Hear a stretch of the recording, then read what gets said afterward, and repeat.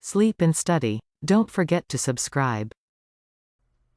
Quantum mechanics being the physics of the very small, we have to deal with the behavior of very small things. One nuance of dealing with small things is that they're very difficult to distinguish. If I have an electron here and an electron here, there's really no difference between this electron and this electron other than their position. It's not that this electron has a distinct identity from this electron.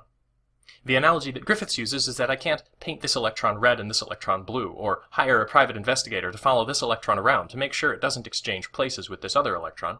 And quantum mechanics has to respect that indistinguishability. If we're working with distinguishable particles, we can write wave functions like this. Psi of the position of particle 1 and the position of particle 2 as two arguments to the wave function, being, for instance, the state psi a, the single particle state for particle 1, x1, multiplied by the single particle state psi b for particle 2, x2. This, however, is distinguishable. If I swap these particles, x1 and x2, by exchanging the coordinates where I'm evaluating this wave function, I'll get a different result. I'll get psi a x2, psi b x1, and that is in principle different than psi a x1, psi b x2. What we discussed in the last lecture was that we could construct construct wave functions for indistinguishable particles by making combinations of permutations of these distinguishable particle wave functions. For instance, our distinguishable particle wave functions psi a x1, psi b x2, combined with, either with a plus sign or a minus sign, psi a x2 and psi b x1, will give me the same wave function, essentially, back if I swap x1 and x2. If I swap x1 and x2 here, I'll get psi a x2, psi b x1, plus or minus psi a x1, psi b x2. And that's essentially what we have here, essentially just swapping these two terms. If I use the plus sign, I'll get my original wave function back. If I use the minus sign, I'll get minus my original wave function back. And that minus sign does not affect any of the observables. Changing the sign of the wave function won't affect any of the outcomes of any of the measurements you could make. There is, however, one aspect of these combined particle wave functions where the plus and the minus sign actually make a difference.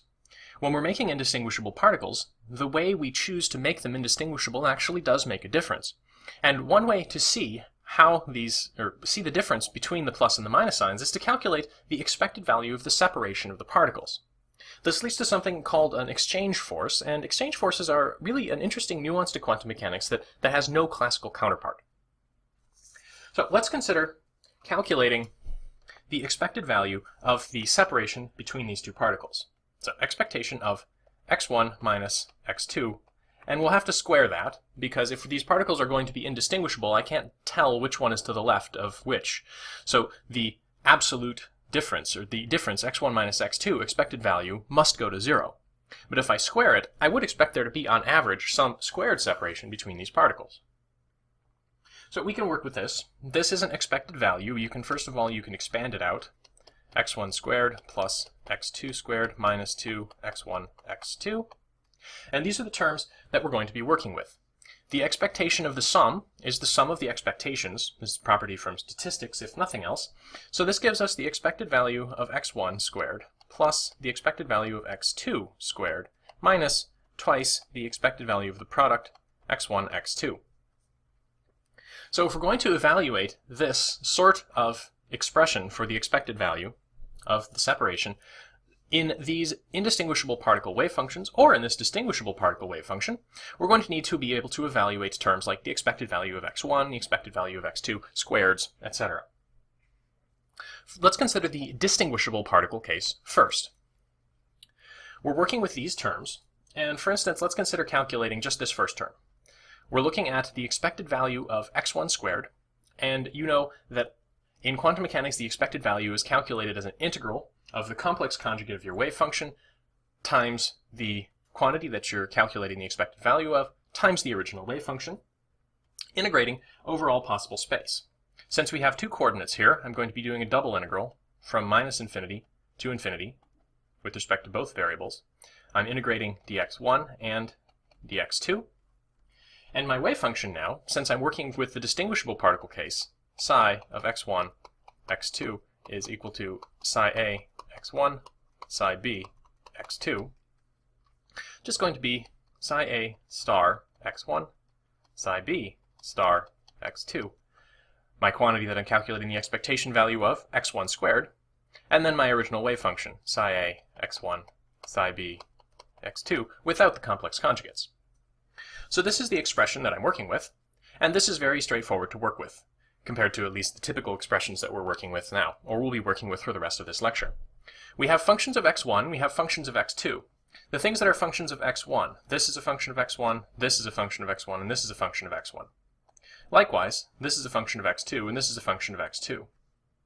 We're integrating dx1, and we're integrating dx2. The terms that are functions of x1 don't depend on x2, so I can pull them out of the x2 integral, which means I can split this integral up overall. This is going to be equal to the integral from minus infinity to infinity dx1 of psi a star of x1, x1 squared, psi a of x1. And my integral dx2 is going to look very similar, minus infinity to infinity dx2, with my terms that are functions of x2 in them. Psi b star x2, psi b of x2. Now, you recognize both of these integrals. This integral here, on the right, my integral dx2, this is a normalization integral.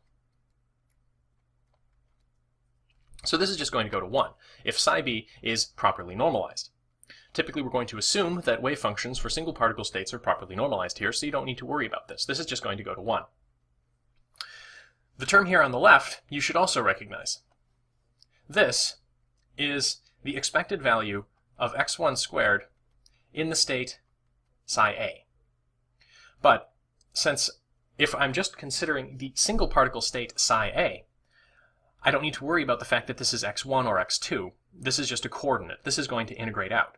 So I'm going to write this as the expected value of x squared in the single particle state psi a. This subscript a means that we're working with a single particle state. Single particle state a.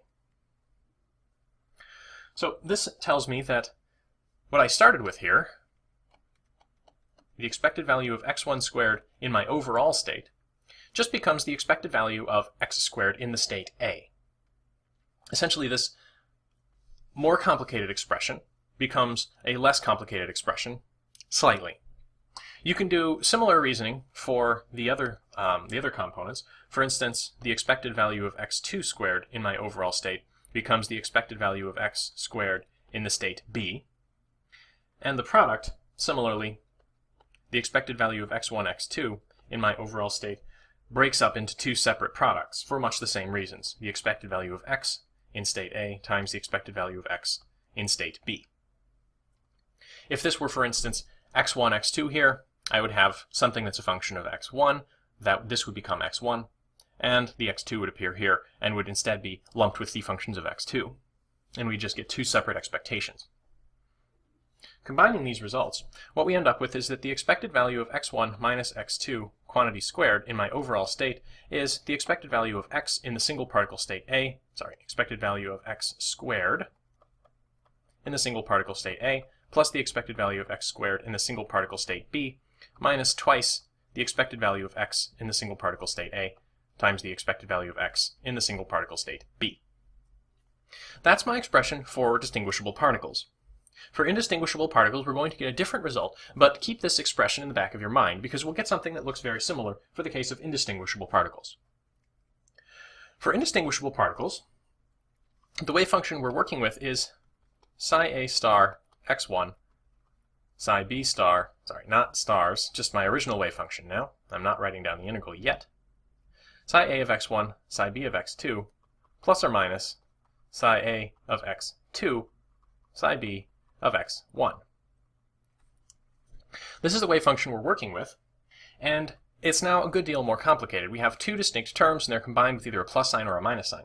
So we're going to have to work with that somehow.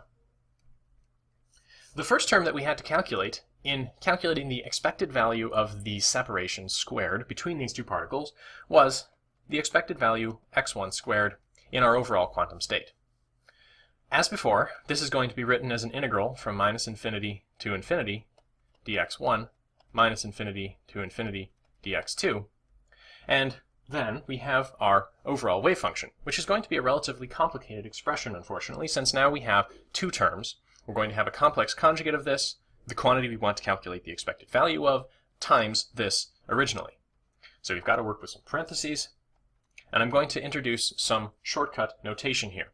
I'm going to write psi A1 for, let me make a little comment tag down here on the bottom.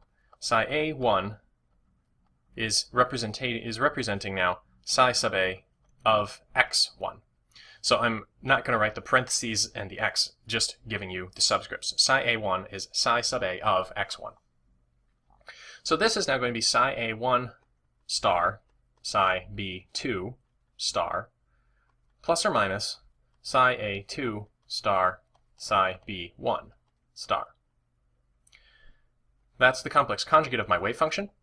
The quantity I'm taking the expected value of comes next, x1 squared, and then my original wave function, psi A1 psi B2 plus or minus psi A2 psi B1. This is the integral that we're working with, and we're going to end up with 4 distinct terms, essentially distributing this binomial and this binomial. Thankfully, we're working with wave mechanics now, so all of these things commute. The x operator here, if you're thinking about calculating the expected value of x squared as an operator, is just multiplication by the quantity x1 squared. So this commutes with everything. I don't need to worry about keeping the orders straight. I can shuffle things around that way. That simplifies things a little bit. And what you're going to get when you expand this out for your 4 terms, this is going to be equal to, oh, sorry, I forgot to give you the original normalization here. There's a 1 over square root of 2 out front here. When I have a 1 over root 2 in both of these terms, I'm going to get a 1/2 overall. So we have a 1/2 out front, and then we have our 4 terms. As before, I'm going to split up the terms that depend on x1 from the terms that depend on x2, and I'll end up with 2 separate integrals in each of these 4 terms. The first term is an integral from minus infinity to infinity, which I'm not going to write, of psi star A1, and then, since I'm calculating the expected value of x1 here, x1 squared, and then psi A1 again. So the first integral in the first term comes from multiplying these 2 terms together. So I've got a psi A1 star and a psi A1 and an x1. Those are my terms that depend on x1. Likewise, this is now the integral dx1. The integral dx2 looks similar. I have a psi B2 star, no x2, just x1, which doesn't depend on x2, so it's come out of this integral, psi B2 dx2. So this is my first term, and you know what this first term is. This part is a normalization of psi sub b using x2 as the coordinate, so this part of the integral is going to go to 1. This integral is the expected value of x1 squared in the state, single particle state A, using x1 as my coordinate. So this is going to become x squared in the state A, same as before. This is not the only term that we have here. Another term here, going psi A2 star psi B1 star times psi A2 psi B1. Now we've got psi A star and psi A2 star and psi A2 using x2 as my coordinates. So essentially these terms are going to end up swapping around. These are coming in with a plus sign, since if I use the plus and the plus, I get a plus. If I use the minus and the minus, I get a plus. And my integral with respect to with respect to x2 now, is psi A2 star, this first term here, times psi A2. Still dealing with x1, so now my psi A doesn't have any x2 or x1 in it, and this is now my integral dx2. My integral dx1 now has my psi b's in it, so I've got psi b star psi b1, x1 squared, psi b1, integral dx1. So this is my second term, and it evaluates to the expected value of x squared in the state B. The remaining 2 terms, let's examine them conceptually first. I'm looking at, for instance, this term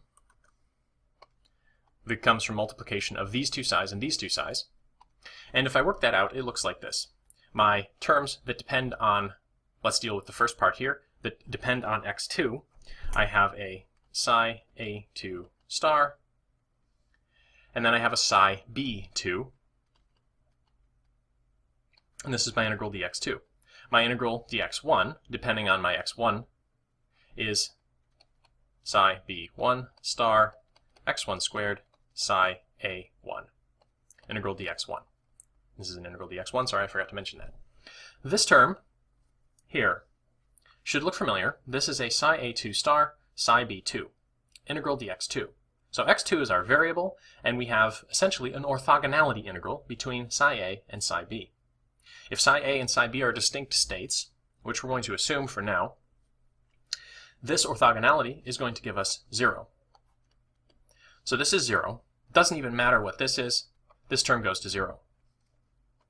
The remaining terms, the fourth term, which comes from combining these two,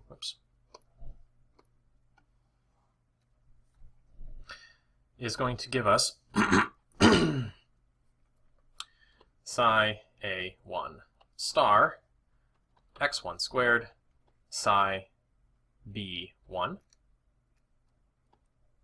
And then for my x2 dependence, psi b2 star psi a2 dx2.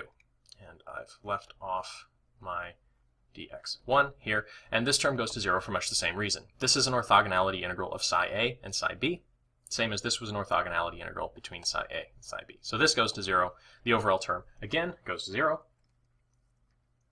And what I get is, in the end, that the expected value of x1 squared in this is 1/2 of the expected value of x squared in the state A plus the expected value of x squared in the state B. This makes a good deal of sense. If I have indistinguishable particles, what I get for the expected value of x squared, or x1 squared, the position of the first particle in an indistinguishable particle case, is essentially the average of the x squareds for the case A and the case B.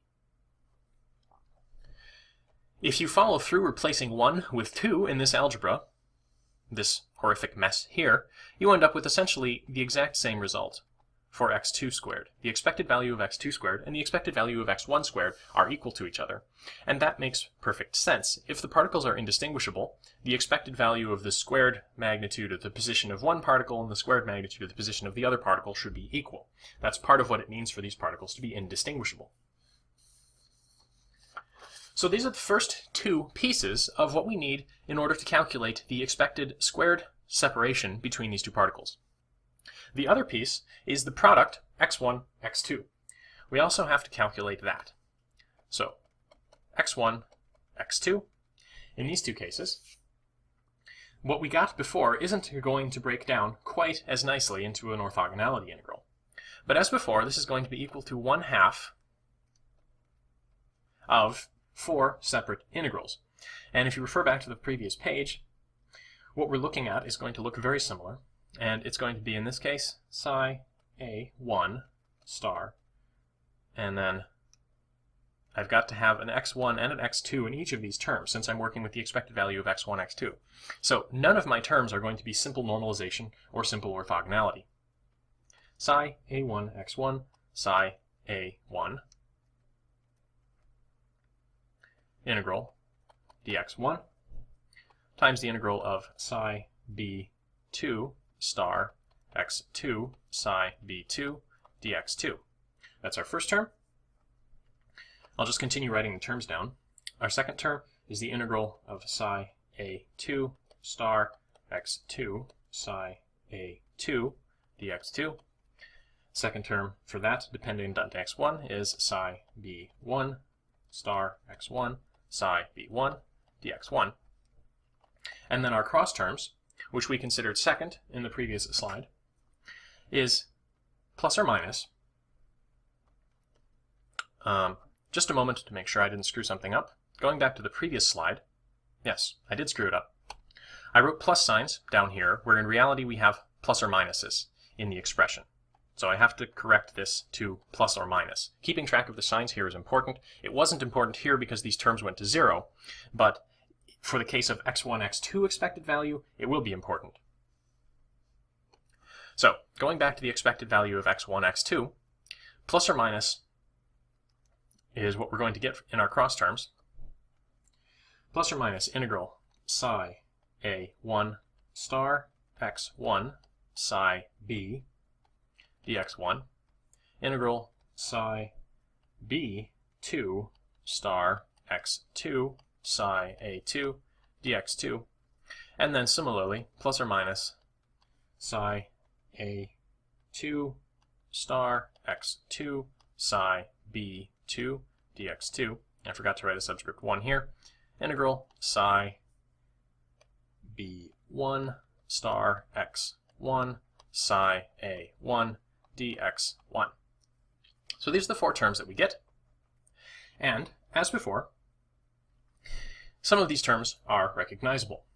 This first term here is, using x1 as the coordinate, the expected value of x in the state A, single particle state A.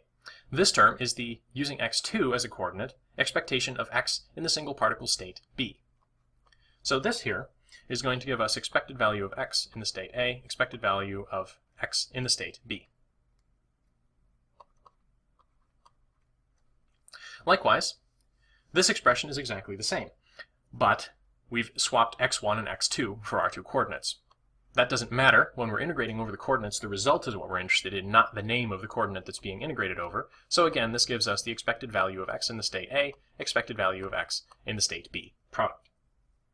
Looking very similar to what we got in the distinguishable particles case. But where things differ is in these cross terms. These terms are not anything that you're familiar with. We have psi sub A of x1 times psi sub B of x1. So this is not an expectation of anything that you're familiar with, but it does sort of look like an expectation. And overall, what we're going to get here is going to be the same for these 2 terms, using x1 as my coordinate, using x2 as my coordinate, x2 as my coordinate, x1 as my coordinate. Comparing these 2 terms together, this is psi a1 star. So this is a complex conjugate of psi a, using x1 as a dummy variable.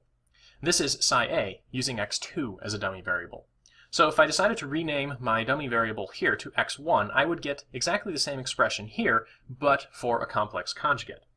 So these 2 expressions are complex conjugates of each other.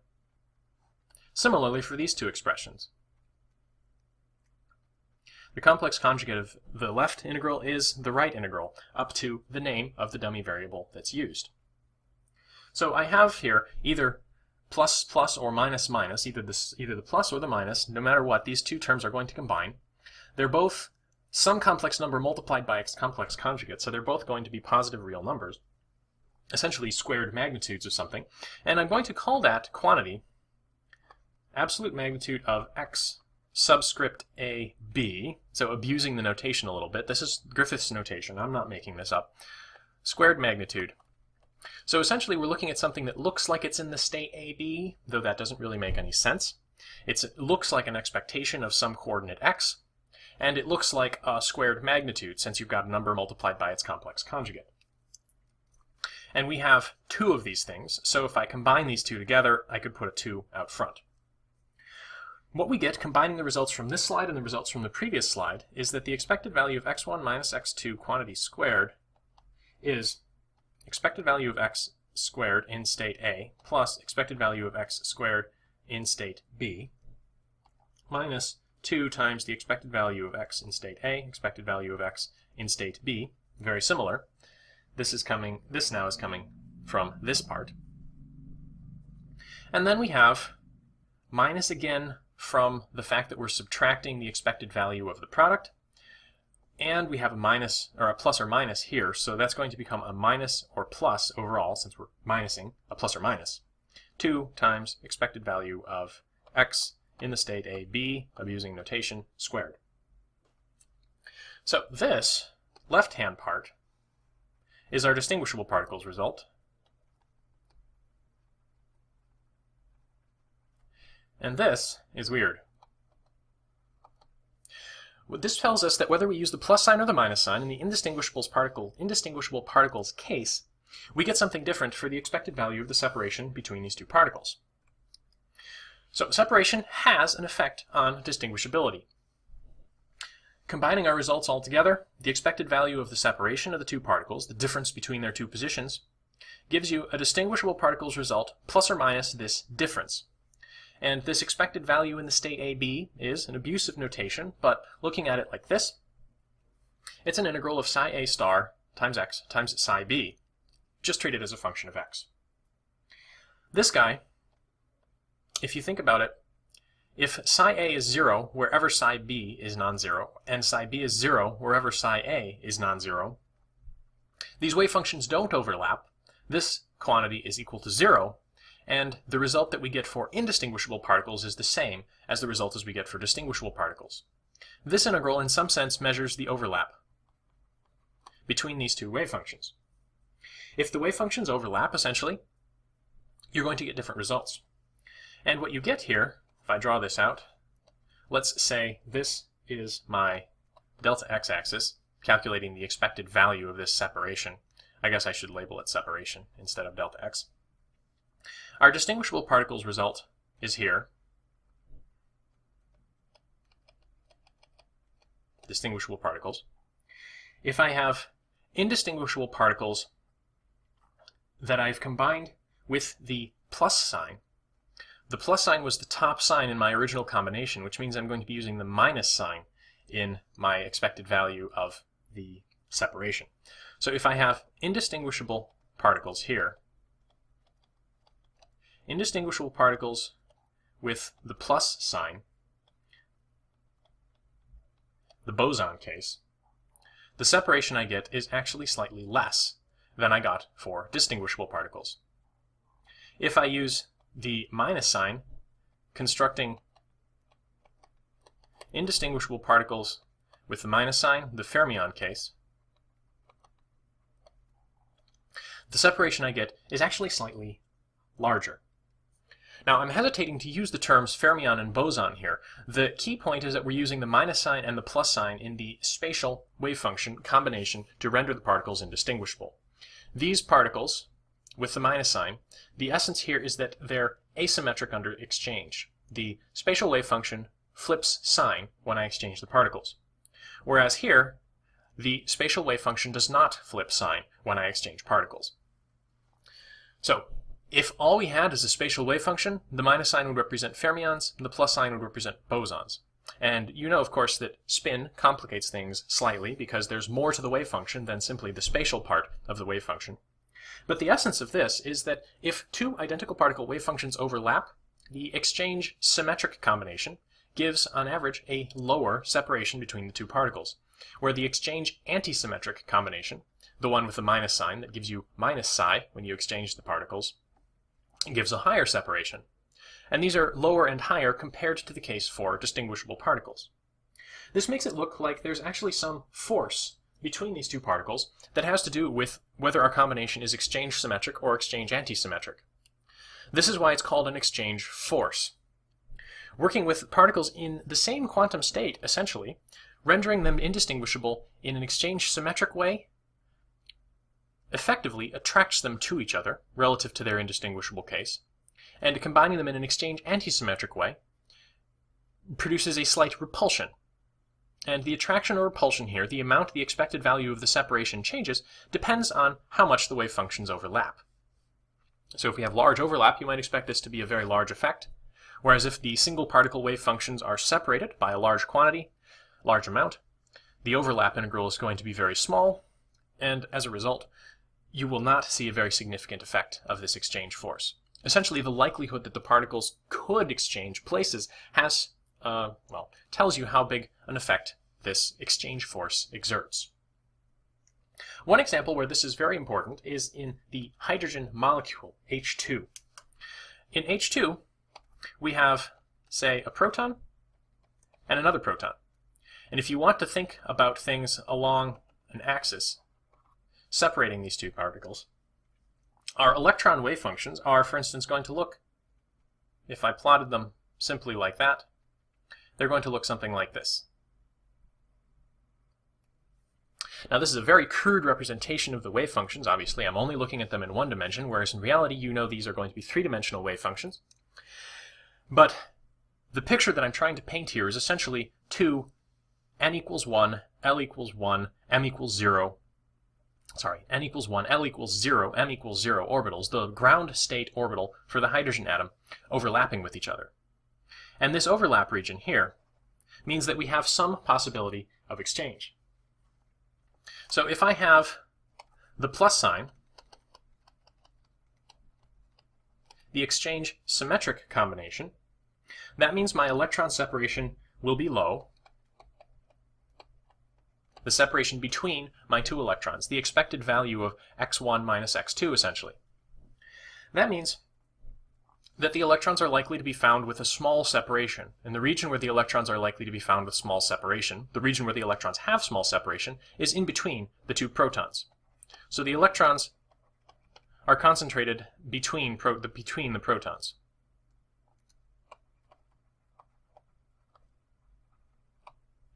That means that we're going to have an effective negative charge density in between the two protons, and that will act to attract the protons together.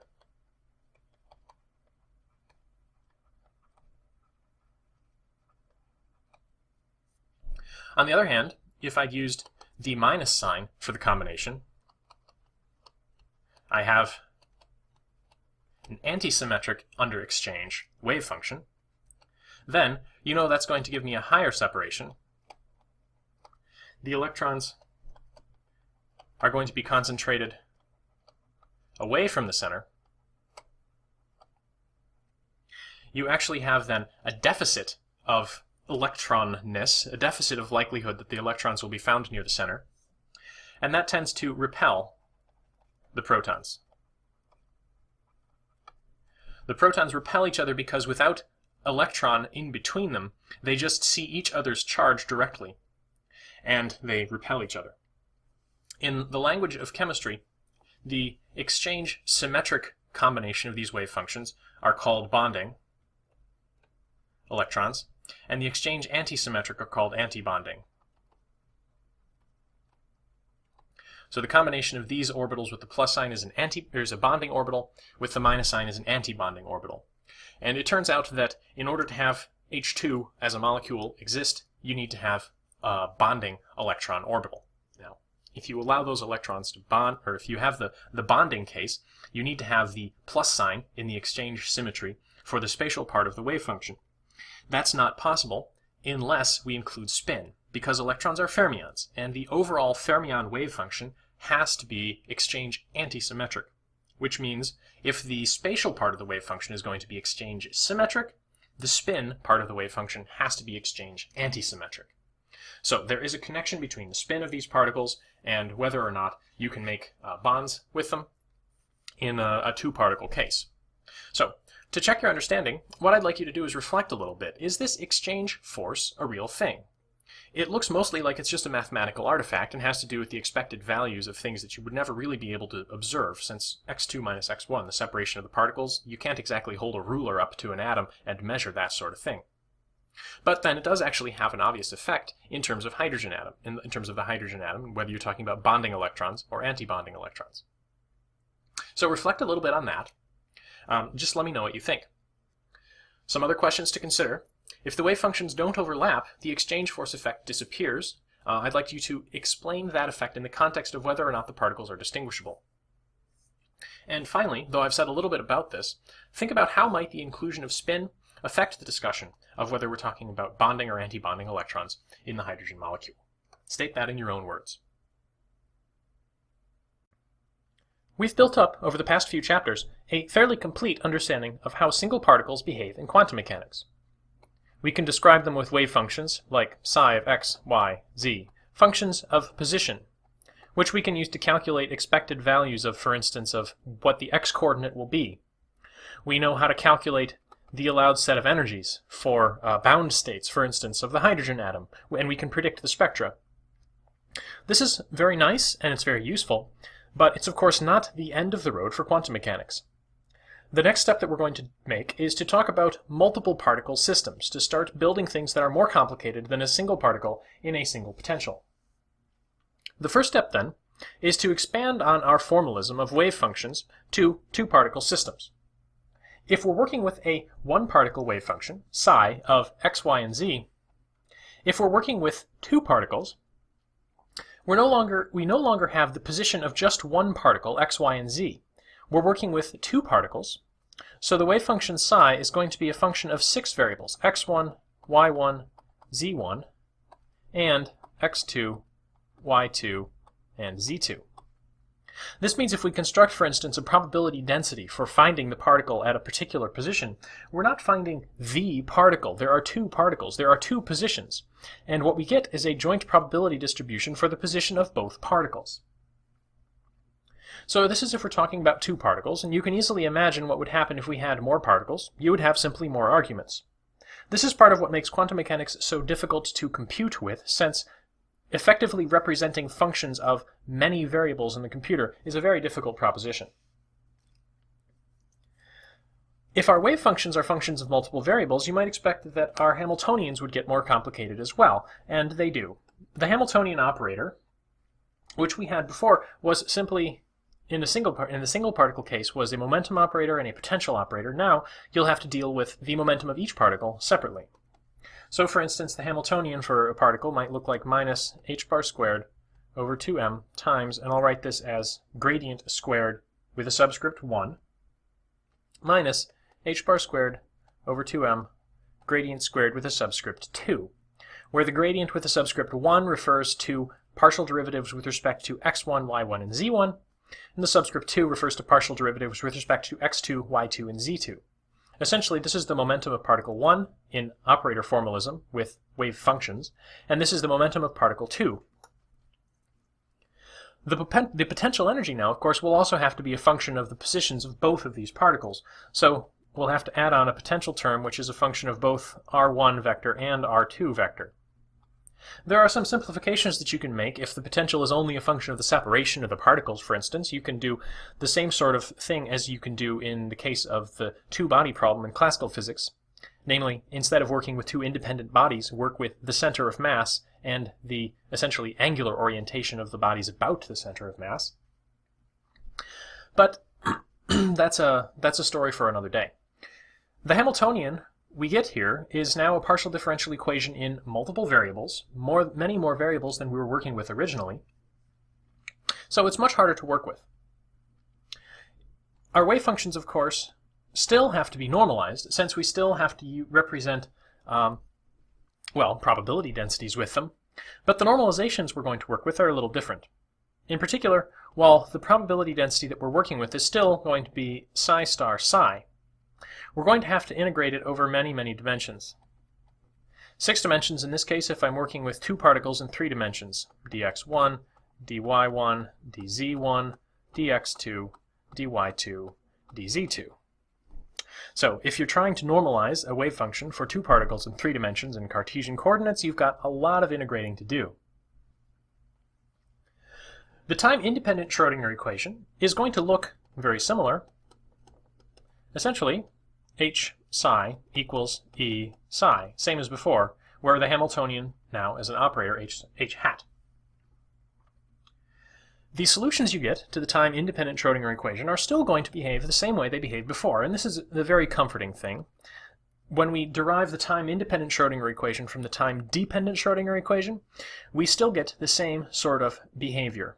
Our wave function now is a function of the positions of two particles, if I represent them as vectors r1 and r2, as the spatial part, the solution to the time-independent Schrödinger equation, and the time dependence looks very much the same, minus I e t over h bar, the same sort of expression as we got before.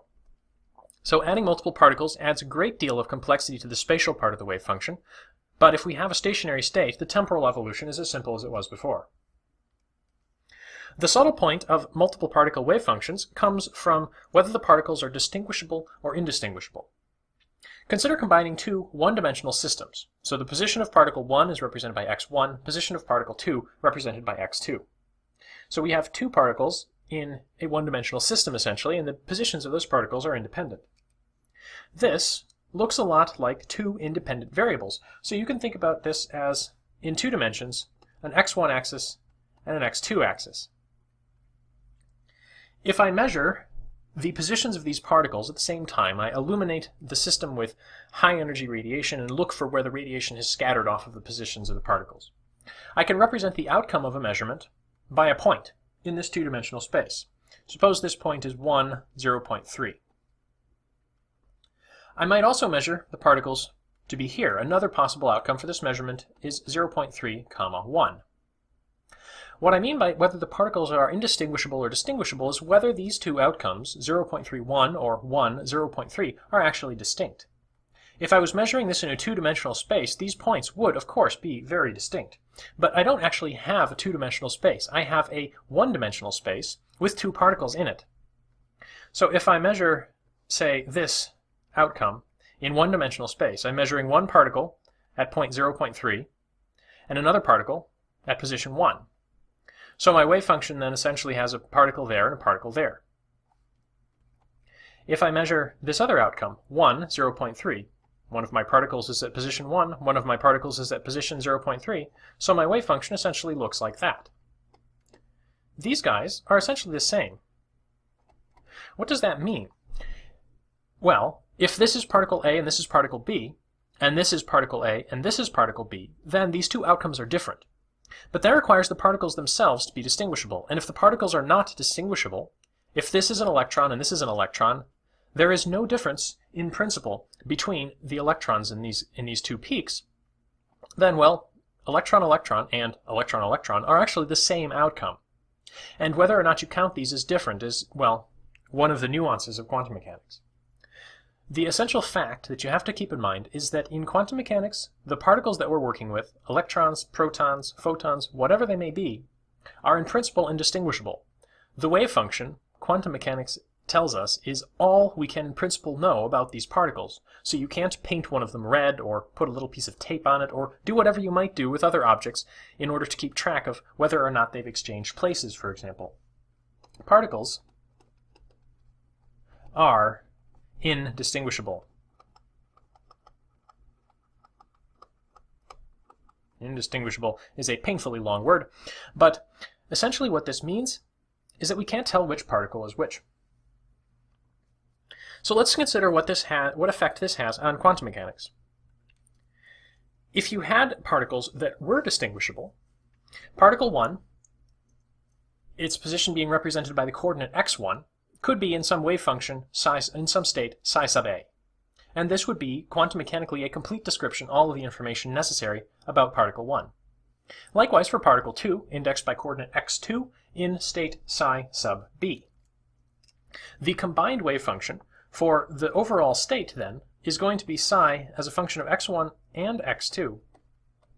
And we can write that down if particle 1 is in state psi a and particle 2 is in state psi b as simply the product psi a of x1 times psi b of x2. This gives us the sort of expression that you would expect to get for distinguishable particles. Namely, for instance, if I want to calculate the expected value of x1 for a particle in this state, this is the expected position of particle 1. My combined wave function here, calculating the expected value in this combined wave function, will require two integrals, one dx1 and one integral dx2. Both integrals are going to go from minus infinity to infinity. And the integrand, as before, is going to be psi star psi. If I expand that out, psi a star of x1, psi b star of x2, x1, and psi a x1, psi b of x2. This is the integrand you would get. Psi star and psi combined together with a multiplication means that's our probability density for position, and this is then, of course, the expected value of position formula that we're familiar with from single particle quantum mechanics. Looking at what's a function of what here, we can simplify things a little bit. I have functions of x1, and I have functions of x2. If I pull the terms that are not functions of x2 out of the x2 integral, essentially moving them over here, what I end up with is two integrals that you probably recognize. Integral from minus infinity to infinity dx1 of psi sub a star of x1, x1, psi sub a of x1 for my first integral, and the integral from minus infinity to infinity of, with respect to x2, of psi b star of x2, psi b of x2. So these integrals essentially separate out, and this is a normalization integral for psi sub b. If psi sub b is normalized, this is going to go to 1. And this expression on the left, the integral with respect to x1, is the single particle expectation value of the position x1 for a particle in the state A.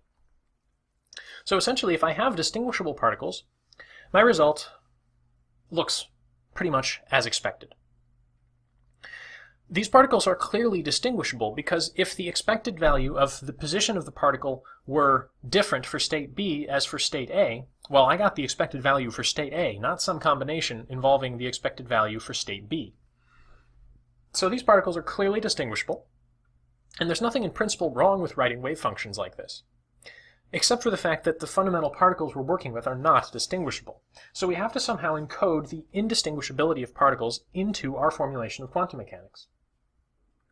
So how do we write a wave function for indistinguishable particles? The key fact is what happens if we exchange the particles. The wave function for particle 1, particle 2 versus the wave function for particle 2, particle 1. Exchanging the positions at which we evaluate coordinates is essentially, if you think back to that plot I was making earlier of x1 and x2, it's implying a degree of symmetry between this point and this point. That my wave function must be equal here and here, essentially being equal somehow across the axis. This sort of line here where x1 equals x2. That degree of symmetry implies some constraints on allowable forms of the wave function. We don't need just that the wave function itself doesn't change if I exchange x1 and x2. What we need is for the observables not to change. And furthermore, we need the observables not to change at all if we swap the particles back to where they were originally. So if we want the exchange of particles to not matter, let's define an exchange operator, p hat. Now don't worry, we're not going to be working with p hat in the context of it as a mathematical operator, but it's a useful notation to use. What we need, in order for the wave function essentially to not change the observables, is for p hat acting on psi, x1, x2, which is more or less defined to be psi of x2, x1. We need that to be equal to plus or minus psi of x1, x2. You know the way to not change the observables in quantum mechanics is to multiply by a complex phase, and this plus or minus essentially takes care of that complex phase. You could imagine any arbitrary e to the I phi being multiplied by psi, and that would not change the observables, but the fact that applying the exchange operator twice gets us back where we started means that the phase that we multiply by has to be either 0 or pi, meaning we have to either go from plus psi to minus psi or from plus psi to plus psi. Either we don't change the wave function at all by exchanging operands, or we flip the sign of the wave function by exchanging the particles. This is sort of a law of physics. The indistinguishability of particles requires this to hold. If I exchange the order of the arguments of a two-particle wave function, I must get my original wave function back with a plus or a minus sign. This symmetrization or anti-symmetrization under exchanging the arguments, symmetry referring to the plus sign, anti-symmetry referring to the minus sign, has some remarkable consequences, which we'll talk about over the next couple of lectures. One way, however, to write down these wave functions, since that's what we're going to want to do in the end, is if I have the two single particle states that I was working with in the past slide, psi A, psi B. My wave function, psi of x1, x2, started off as psi sub A of x1, psi sub B of x2. This was the distinguishable particle wave function, and it turns out that if I combine this with a permutation of x1 and x2, for instance, psi A of x2 instead of psi A of x1, and then psi B of x1 instead of x2, if I combine these two pieces with either a plus sign or a minus sign, I get something that obeys the requirement that the particles are indistinguishable from the perspective of quantum mechanics. If I'm going to properly normalize this, I'll need a normalization constant out front. And for instance, you can check this fairly easily. If I wanted to know what psi of x2, x1 was here, well, it's going to be this expression on the right, exchanging 2's for 1's and 1's for 2's. So it's going to give me a psi a of x2, psi b of x1, plus or minus psi a of x1, psi b of x2.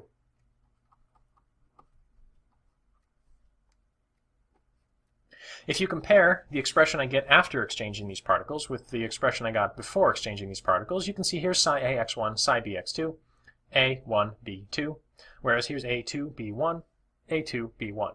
So these expressions are essentially the same, except the plus or minus sign is going to mess things up a little bit. If I use the plus sign, clearly these two expressions are the same. a1, b2 plus a2, b1 versus a2, b1 plus a1, b2. All I've done is exchange the order of these two terms. Since this is just multiplication, we're working with wave functions, there's nothing fancy about the order of the terms over addition. Everything commutes, that's fine. If I use the minus sign, I have a1, b2 and minus a1, b2 in my exchanged version, whereas minus a2b1 becomes plus a2b1 in my exchanged version. So I flip the signs in my wave function if I use the minus sign when I calculate my exchanged form. So this trick for making indistinguishable particle wave functions from distinguishable particle wave functions actually always works. You need to combine all of the different permutations of all of your particles with appropriate plus or minus signs such that you obey this overall anti-symmetry under exchange or symmetry under exchange requirement. Whether or not we have symmetry or anti-symmetry under exchange is a really interesting topic. And it gets us down to a distinction that I've mentioned earlier on in the context of fermions and bosons. Essentially,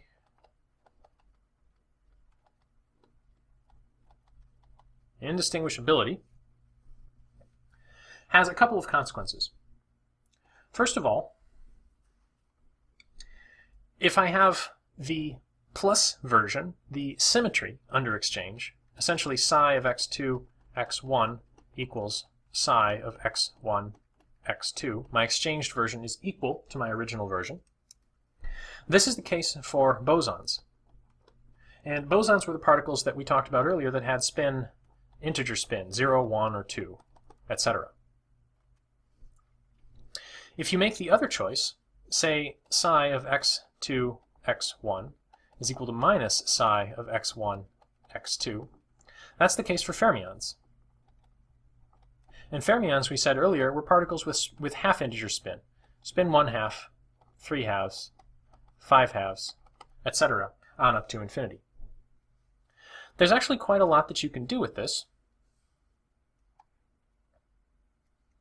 For instance, the symmetry and anti-symmetry properties of these wave functions have, well, it has observable effects, and the behavior of fermions and bosons is crucially different in a lot of ways that have very important consequences. For instance, earlier on we talked a little bit about superfluid helium in the context of the domain of quantum mechanics and whether that was important or not. Helium atoms are bosons with integer spin, and they have very different behavior than other liquid gases, for instance. If you wanted to determine the quantum mechanical behavior of very cold liquid hydrogen, for instance, it would behave differently. Hydrogen behaves differently from helium in that context. The indistinguishability of particles is something of an axiom in quantum mechanics. The exchange can't affect anything. In particular, it doesn't affect the Hamiltonian. Exchanging two particles should not affect the energy of the state if the particles are completely indistinguishable. Put another way, the exchange operator and the Hamiltonian operator commute. The commutator of p hat and h hat is 0. What that means is that we can always write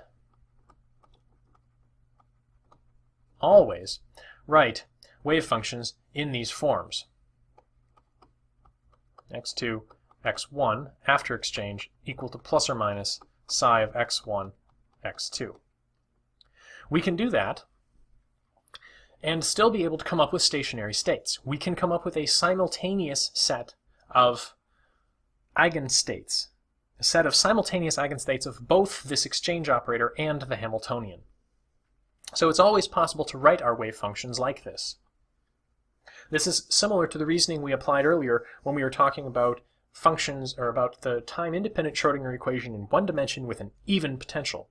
You could always write the solution as either even or odd if the potential was even in one dimension. You can make a similar argument, or this is a very similar argument. There is a symmetry property that we can exploit when we're looking for solutions of multiple particle wave functions.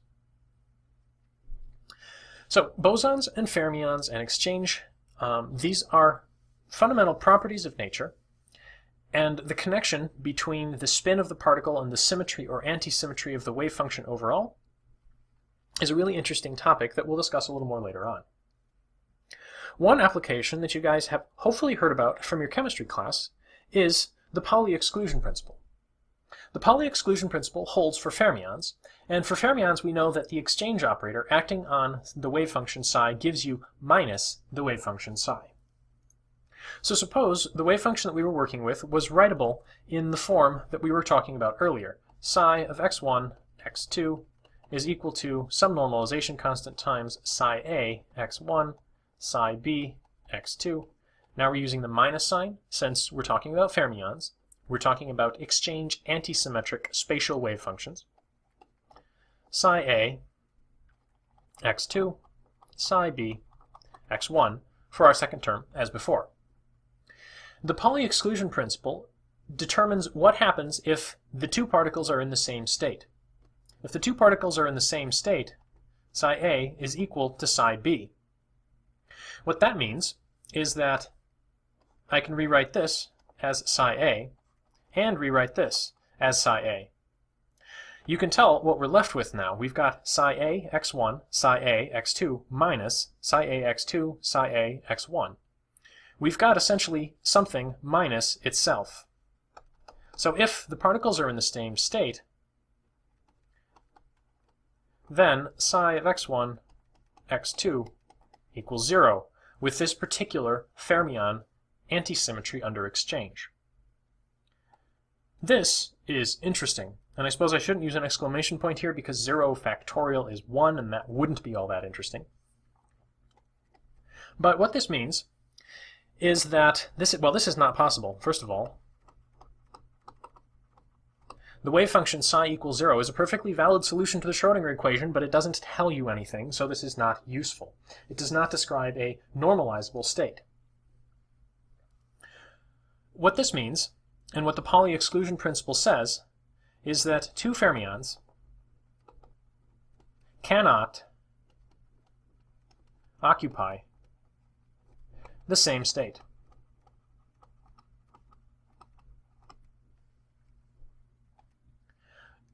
I'm not quite sure how I spelled occupy there, but I don't think it was right.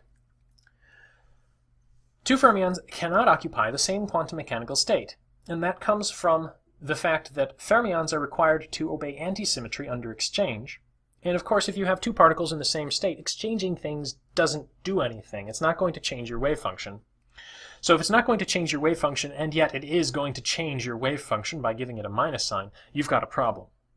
Two fermions cannot occupy the same quantum mechanical state as a result. And this comes just from the nature of indistinguishable particles. The antisymmetric combination to render two otherwise distinguishable particles indistinguishable means that those two particles cannot occupy the same state. For bosons, though, we use the plus sign, so that's no problem. If we use a plus sign here, we end up with psi a x1, psi a x2 plus psi a x2, psi a x1. So just twice psi a x1, psi b x2. Or sorry, psi a x2. So that's a perfectly valid wave function. Bosons, if we use the plus sign, make the symmetric instead of antisymmetric combination to render the particles indistinguishable. Those particles can occupy the same state right off the bat. This ability to occupy put multiple particles into the same quantum mechanical state is the difference between the bizarre behavior of liquid helium and the behavior of liquid hydrogen. As an example, consider back to the very beginning. The very first quantum mechanical system we worked with was a particle in a box. What happens if we put two particles in a box? Well, two particles in a box, if we're going to write wave functions as symmetric or antisymmetric combinations of our distinguishable single particle wave functions, is a little bit of a lie. Because if these particles are anything that we know of realistically, those particles will interact, and the interaction in the Hamiltonian will affect the potential. So we won't be working with a simple v of x equals 0 inside the box and infinity outside the box potential. We'll be working with something more complicated, and accounting for that interaction will mean that our stationary states are not simply the stationary states of single particles. But suppose, for instance, vigorously waving my hands, though you can't really see it in a video lecture, suppose those particles didn't actually interact, then the potential would not be affected and the stationary states would indeed be the single particle stationary states. If I have distinguishable particles then, I can write down my states as, for instance, psi nm of x1, x2 as, well, the product of the state for n and the state for m. Psi sub n of x1, psi sub m of x2. The ground state, for instance, and I'm going to smush this down, give myself some space. The ground state then has n and m both equal to 1. In this case, looks like my normalization overall out front, 2 over a, different normalization since I've got the product of two separately normalized functions, times sine of pi x1 over a, sine of pi x2 over a. And it has energy, if I substitute 1 for the energy of one particle and 1 for the energy of the other particle, I'm just going to get k plus k. My total energy is 2k.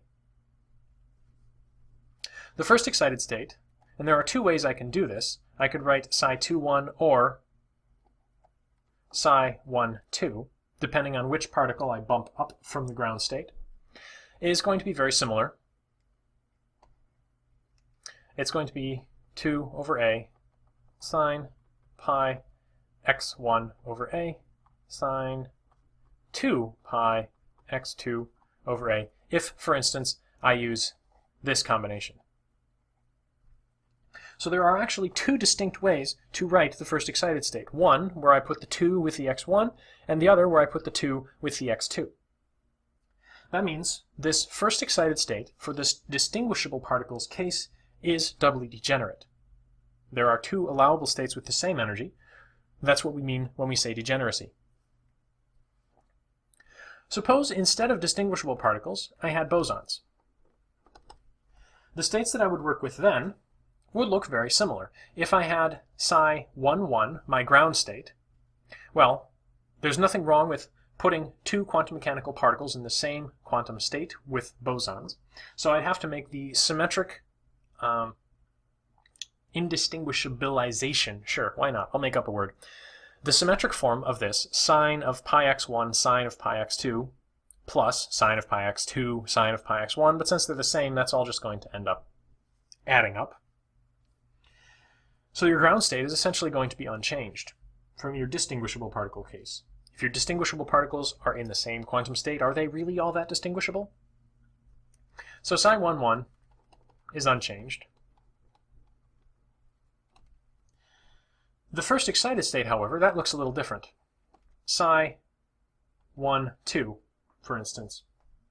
Let me actually not write it as psi 1,2. Let me write it as psi first excited. And that's going to be a symmetric under exchange version of the distinguishable particle wave function here, such that the particles are rendered indistinguishable. What it ends up looking like is root 2 over a times sine of pi x1 over a sine 2 pi x2 over a plus sine 2 pi x1 over a sine pi x2 over a. So I've moved the 2 from the term with x2 to the term with x1. And if you calculate observables with this first excited state, you'll get a different result than if you had two distinguishable particles. For instance, if I calculate the expected position of particle 1 or particle 2, I'll get the same answer, which is a requirement if the particles are going to be distinguishable. One thing to notice about this is that if I try to swap which of x1 or x2 has the 2, it doesn't work. I get the same quantum mechanical state back. So this is non-degenerate. There is only one allowed quantum mechanical state for the first excited state for bosons. Degeneracy does have consequences in the physical world. So the fact that distinguishable particles and non-distinguishable particles have different degeneracies for the first excited state means that, well, it means we're onto something. There should be some observable consequences for this prediction. The last possibility, fermions. Well, what about the ground state, psi 1, 1? The Pauli exclusion principle tells us that no two fermions can occupy the same quantum mechanical state. And in fact, if you look at our psi 1, 1 state here and try to make an antisymmetric under interchange version of it by adding on essentially another term that looks exactly like this, or more accurately, subtracting off a term that looks exactly like this, you get 0. So the ground state doesn't exist. There's no psi 1, 1 under these circumstances. Our new ground state, then, is essentially our first excited state from before, but with a minus sign. And I'll indulge in a little copy pasting here, just to save myself the writing.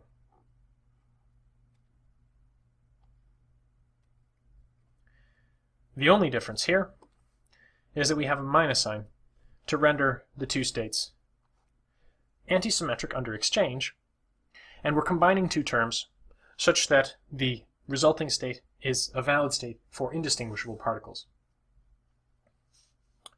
So our ground state again, which corresponded to our first excited state before, is also non-degenerate. There's only one allowable state here for our ground state, only one quantum mechanical state. And, well, fermions, bosons, and distinguishable particles obviously behave very differently here. Fermions and bosons differ in the sense that the ground state is different. Indistinguishable particles and distinguishable particles differ in the sense of the degeneracy of whether or not of the states. So there's a lot of interesting phenomena here, and it all boils down to this fundamental fact that quantum mechanical particles are indistinguishable. There is no difference between two electrons. Any two electrons are essentially exactly the same. They obey the same laws of physics. There is no additional information here that would allow us to keep track of which electron is which.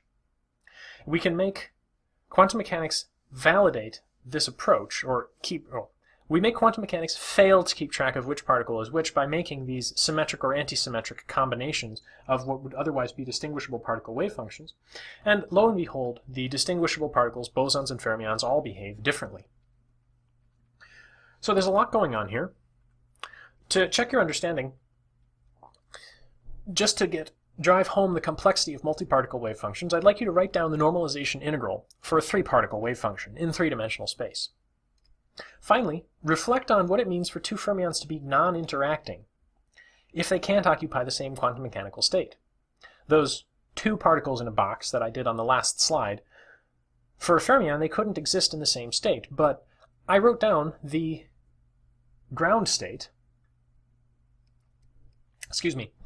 I wrote down the stationary states from which I was constructing those antisymmetric and symmetric combinations by stating that the particles didn't interact. So what does it mean for two things that don't interact to exclude each other from doing something?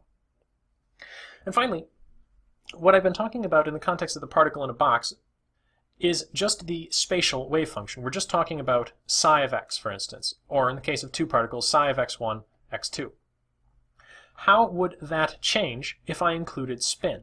Particle 1 and particle 2 will now have independent spins, which you can think of as extra arguments to your wave function. So how might the inclusion of spin affect this symmetrization or anti-symmetrization? These are things to reflect on. And if you've got these down, I think you've got the basics of multiparticle quantum mechanics soundly in your mind. Quantum mechanical systems with many particles in them are very difficult to solve in principle. Imagine trying to write down the wave function for a system of 10 to the 23rd not quite independent particles. That would be very, very complicated. And under most circumstances, the best that we can hope for is to uncover the general structure of the solution. What sort of energies are going to be allowed, for example. What we're getting into now is the basics of the quantum mechanical structure of solids, which is of course an incredibly rich subject, being, as it is, essentially the basis for all of materials science, all of semiconductor physics. One aspect of the theory of solids that we can actually do reasonably accurately, at least from a qualitative perspective, is the behavior of free electrons in conductors, and that's the topic of this lecture. Free electrons in a conductor are something that we can work with reasonably well, because if we think about a chunk of material, for instance, as being the space over which some electron, a conduction electron, is free to wander, the particles are essentially free. The electrons, however, will never be found outside the box, or outside the material. It's very unlikely for an electron to wander off into the air surrounding a chunk of conductor. Conductors just don't do that. So the particles are not found outside the box. The electrons are confined.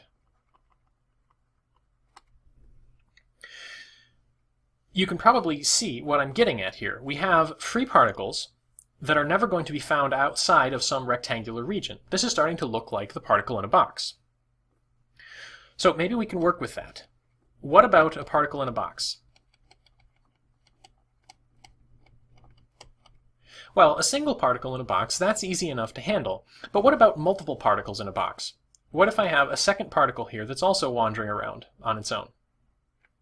Well, provided I make the very, very inaccurate yet useful assumption that these particles don't interact much, I can actually work with that.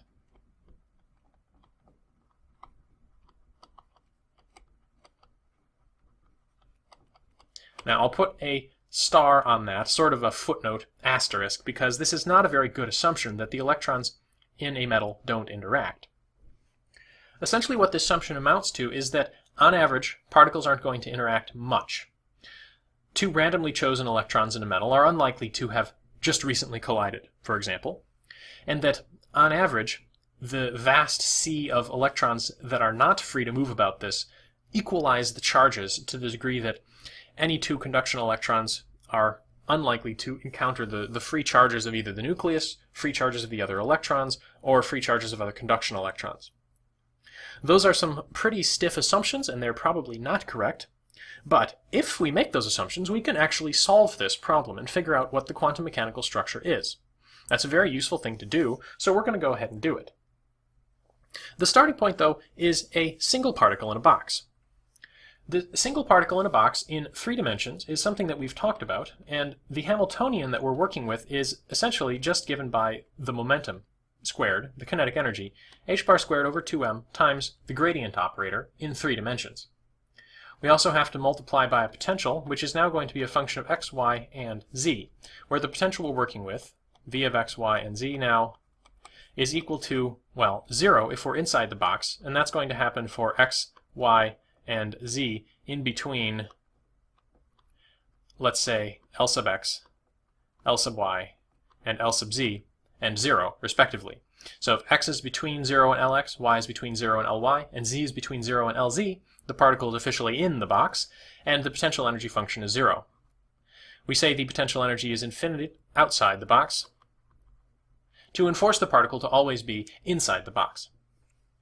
This is essentially identical to our one-dimensional particle in a box, we just have more dimensions to work with, and the solution procedure is very similar.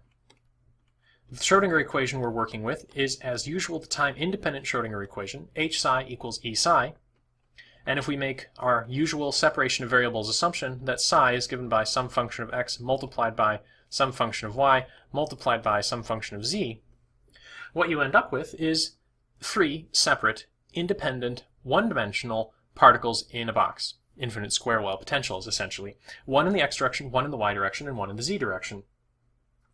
The overall energy of your combination after you've done separation of variables is given by essentially the energy contributed by the x and the energy contributed by the y and the energy contributed by the z independent one-dimensional particles in a box. The wave functions that you get, psi of x, y, and z, are products then of three one-dimensional particles in a box. The normalization you get is 8 divided by Lx, Ly, Lz in a square root sign, and then you have your sine functions as usual for the 1D particle in a box. Sine of nx pi x over Lx, where the quantum number that you get as a result of the boundary conditions, I'm calling nx for the x part, ny for the y part, and nz for the z part. Ny pi y over Ly, sine of nz pi z over Lz. That's your wave function for a single particle in a three-dimensional box. The general solution you get in separation of variables, as usual, has sine and cosine terms in it, but the boundary conditions not only fix our quantization, give us quantum numbers nx, ny, and nz, but also eliminate the cosine terms, just because the wave function must go to 0 at points where the potential diverges to infinity. The quantization also sets the allowed energies of the system, and the energy of this state is given by h bar squared pi squared over 2m, and then we have a combination involving these quantum numbers, nx squared over lx squared plus ny squared over ly squared plus nz squared over lz squared. Now this looks like a sum of three things squared, and it's useful to make this look more like the magnitude of a vector in 3 dimensions. Essentially, I'm going to define a vector, or a scalar quantity, for instance, k squared, a k vector, such that this overall energy here is equal to h bar squared k squared over 2m, looking like the kinetic energy of a particle with wave vector k being essentially 2 pi divided by the wavelength. The k vector that we're working with then is, for instance, given by kx is equal to pi nx over lx. Likewise, for ky equals pi ny over ly, and kz is equal to pi nz over lz, where the overall k squared is kx squared plus ky squared plus kz squared. If I make these definitions, the overall energy now starts to look like the squared magnitude of a vector in a three-dimensional space with three separate components, kx, ky, and kz. And this k space, three-dimensional space, is the space that you want to think about in terms of the quantum mechanical structure of many particles in a 3D box, which is, of course, where we're going with this. So what happens when we have many particles in a box? Well, we know we're working with fermions here, and fermions obey the Pauli exclusion principle, which means we're not going to be able to put more than 2 fermions in exactly the same quantum state. So if I'm trying to occupy many states here, I'm going to need many states to be, well, I'm going to need to understand the structure of many states. So thinking about this in terms of the three-dimensional k vectors, say this is my kx direction, this is my ky direction, and this is my kz direction. The overall allowed values that I had for my energy were given by specific integers, essentially dividing these k axes up into specific points. Kx was defined by pi nx over lx, for instance. So nx being 1, 2, 3, etc., like for our one-dimensional particle in a box, I essentially have a set of ticks along my x-axis here, my kx axis, that tell me what the allowed values of kx are. Likewise, I have a set of allowed values for ky, and a set of allowed values for kz. And it's going to be hard for me to draw this out in 3 dimensions, but if you think about the allowed values, where these things all intersect, when I have an allowed value of kx, an allowed value of ky, and an allowed value of kz, I have an intersection point there. That means I have an allowed quantum state here for nx is 1, ny is 1, and nz is 1. I, of course, also have an allowed quantum state out here, where nx is 2, ny is 1, and nz is 1. And I'm not doing a very good job drawing this, but you can see each intersection point here is associated with some cube between the intersection and the origin. And that cube signifies a certain volume. And the volumes in K-space are something that's very useful to think about.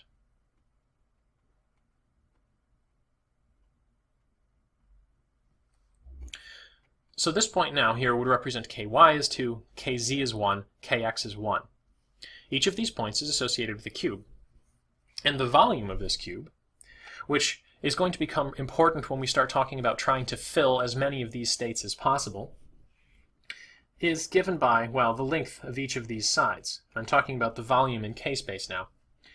This, of course, being associated with nx equals 1, this is pi divided by Lx, is the length of this side in K-space. Likewise, this is going to be pi over Lz. The y, of course, is going to be pi divided by Ly. So if I wanted to know the volume of one of these cubes in K-space, it would be given by, sorry, I shouldn't write it as capital V, I'm using that symbol later. It's given by the product of these three quantities, pi over Lx, pi over Ly, and pi over Lz. It's given by pi cubed over Lx, Ly, Lz. This, of course, you recognize as pi cubed divided by the total volume of the material that I'm working with. So that's a useful expression to keep in the back of your mind. The allowed states that I have are the intersections where I know the value of kx, I know the value of ky, and I know the value of kz are all together one of the allowed values, or the allowed values for kx, ky, and kz. So that describes the structure of the states. They're spread throughout this octant, both positive kx, positive ky, and positive kz, at the specific values where I have known integer nx, integer ny, and integer nz. Now, what I'm working towards here is what happens if we put many electrons in this 3D box. And subject to the assumptions that these electrons are all going to occupy valid quantum states and that they're not going to interact with each other, but for the Pauli exclusion principle, we can think about what is the lowest energy state going to look like. Well, the energy, if you recall, was proportional to k squared. K squared acts like the radius. This is the total squared magnitude of the k vector associated with kx, ky, and kz in k space. So again, if I'm thinking about k space in terms of some kx, ky, and kz, if I want the lowest energy state for n electrons, I have to first fill the state that's very close to the origin. And I've got quite a few states that are very close to the origin here. If I'm working with n electrons in a realistic solid, n is going to be like 10 to the 23. So I'm going to have a lot of electrons. I'm going to fill a lot of these states. So when I look at it from the perspective of seeing all the states all filled, all as close to the origin as possible, since that's going to be the state with the lowest energy, essentially what I'm talking about is a quadrant here, essentially an octant of a sphere. The volume, the maximum volume, filling the largest number of states with the smallest possible radius for all those states. So I'm essentially filling this volume out to a specific radius in k-space. So if I have 10 to the 23 sort of states here, essentially the radius here is very large relative to the separation of any two states in k-space. As such, I don't need to worry too much about the fact that this isn't actually a sphere, that there's some jaggedness to this surface, and I'll still get a reasonably good approximation. As such, the total number of states that I need here, or that will be filled out to a certain radius, is going to be 1/8 times the volume of the overall sphere, for instance. So 1/8 to pull just this quadrant, or octant, with positive kx, positive ky, and positive kz, times the volume of this sphere, 4/3 pi kf cubed. and I'm using kf, that's a shortcut or a shorthand that I'll describe shortly. And that's going to then be equal to the total number of states that I need to accommodate my 10 to the 23 electrons, or my n electrons. Now, thanks to the fact that electrons are spin 1/2 fermions, I can construct the lowest energy spin state is the singlet state. We've discussed this, essentially up, down, minus, down, up. And that allows me to put 2 electrons in each state, without worrying about whether the state is symmetric or antisymmetric under exchange. The spatial part of the wave function allows for 2 electrons, since I can construct an antisymmetric under exchange spin wave function, the singlet state. So the total number of electrons I have divided by 2 electrons per state is the total number of states that I would need. And the volume of each state, as discussed in a slide or two ago, was pi cubed divided by the total volume of my chunk of material. So this is the volume in k-space necessary per state. This is the total number of states necessary. That gives me the total volume in k-space necessary to accommodate all of my particles. And then this just tells me the volume of this octant of a sphere in terms of the radius of the sphere, essentially. So what this tells me, if you rearrange things a little bit, is that kf cubed is equal to 3 pi squared n divided by v, which tells me that kf, if I solve for it, is, well, 3 pi squared n divided by v to the 1/3 power. This n divided by v thing I'm going to redefine as a lowercase n. Griffiths uses a Greek letter rho, and I don't really understand why. This n is the free or conduction electron density, the number of free electrons that we're considering per unit volume. Not to be confused with the n quantum numbers we had before, n sub x, n sub y, and n sub z. But you get the overall idea here. This is just geometry in k-space, necessary to account for the total number of states necessary to, well, include all of the particles that we have to fit into this material. Knowing this k sub f, and I'll tell you the name of that, this is the, well, it's the Fermi k, we can calculate E sub f, the Fermi energy, named of course for Enrico Fermi, and E sub f is h bar squared kf squared divided by 2m, which, if we substitute in the definition of kf here, which we just solved for, is h bar squared over 2m times 3 pi squared n to the 2/3 power, since I'm squaring k sub f. So the Fermi energy now is a property of the density of free electrons, Planck's constant, and the mass of the particles that we're working with. That tells us what the energy of the highest energy electrons in a material is going to have, if these electrons are free to move around, subject to the assumptions that we mentioned earlier. It doesn't tell us what the total energy of all of these electrons are, however. This is just sort of the maximum energy of a free electron in this metal. Some electrons have much, much lower energy, having quantum states that are much closer to zero energy, essentially, to the origin in k-space. So what is the total energy? The total energy is something that we can add up more or less as an integral. If I'm still thinking in k-space, kx, ky, and kz, if I think thin spherical shell in k-space at a, not doing a very good job drawing this, some thickness dk at some radius k, the volume of this thin spherical shell is what's going to tell me the number of electrons that appear at this particular distance from the origin in k-space, the number of states present at a particular energy, essentially. So the delta V here, associated with I shouldn't call it delta V because we're talking volumes in k-space, not volumes in real space. But the volume in k-space that we're working with here is 1/8 as before, since we're working with just an octant of the overall sphere, times the surface area, 4 pi k squared, times dk, the thickness. Essentially the surface area of this octant of the sphere times the thickness of that little slice. dE, then, the total amount of energy that's going to be contained within this, is going to be the number of states that fit within this volume in k-space.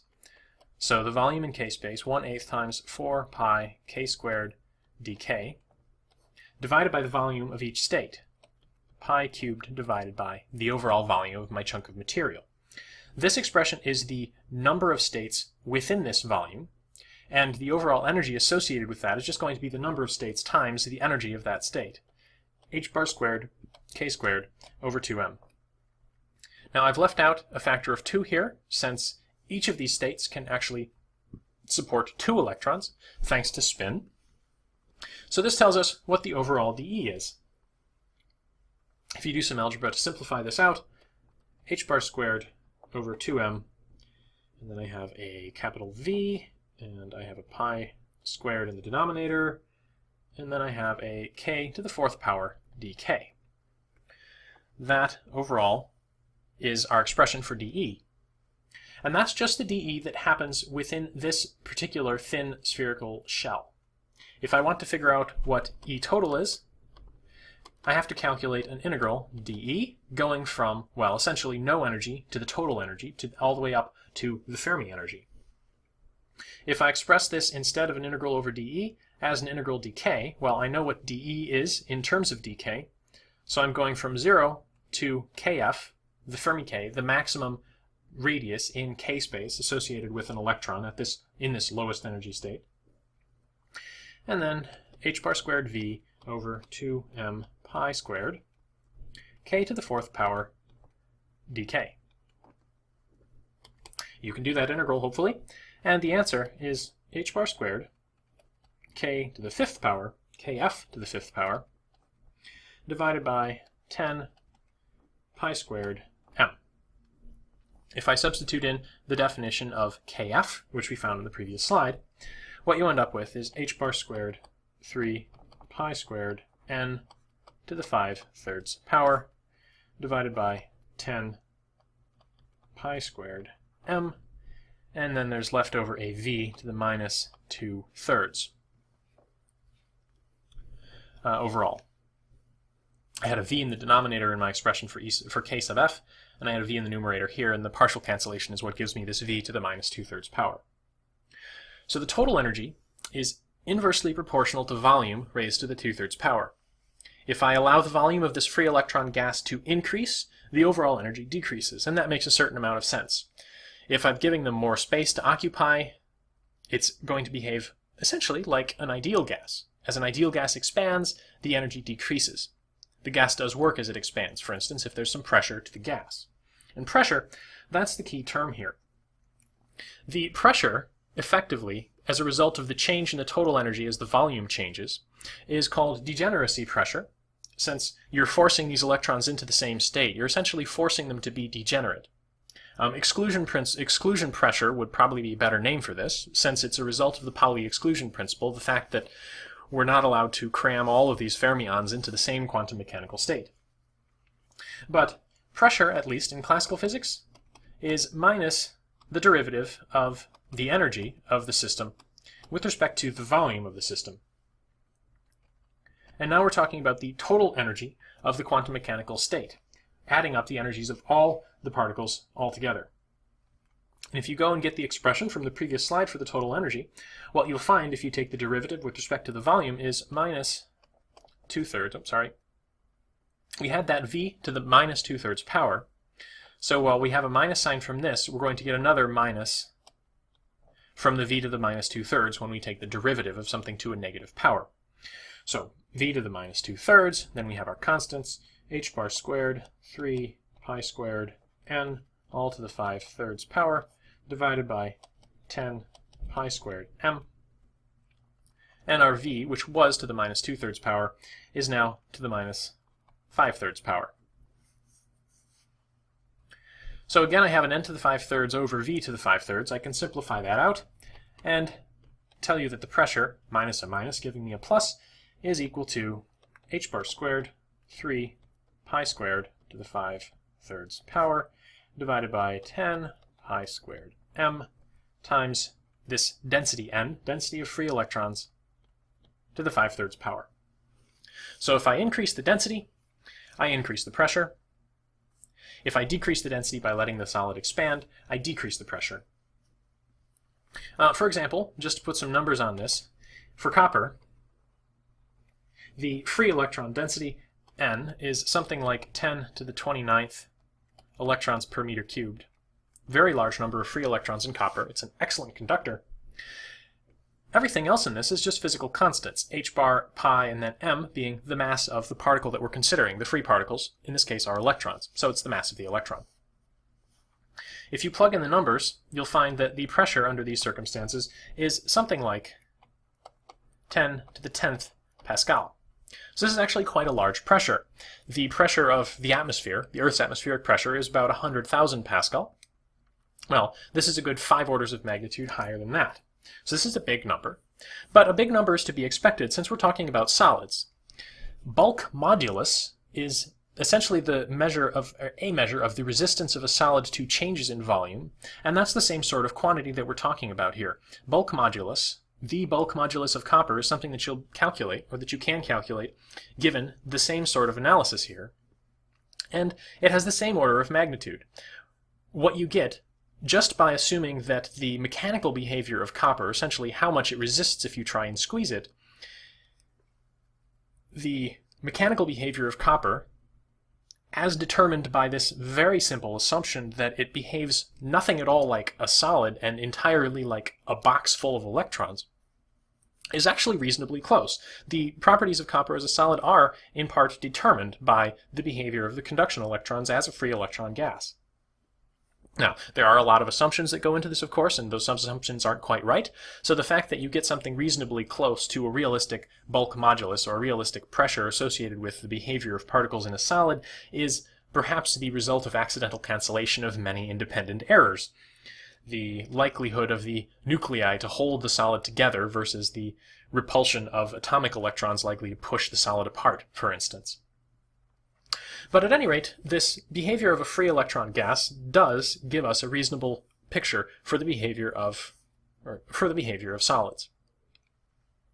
To check your understanding of this topic, derive an expression for the average energy of an electron in the ground state relative to the Fermi energy. Now, the average energy of an electron in the ground state is that lowest energy state containing all n electrons, relative to the Fermi energy, which is the maximum energy of any electron in that lowest energy state. Second of all, just understanding the basic concepts of pressure, why was there a minus sign in the expression for the pressure in terms of a derivative of the energy with respect to volume? And finally, since we're talking about pressures, let's compare the degeneracy pressure to the ideal gas pressure. Looking at it from the perspective of the ideal gas law, we have thermal pressure and degeneracy pressure, and we can compare them together. So that's about it for the free electron gas treatment of conduction electrons in metals. That's not the end of the story, of course.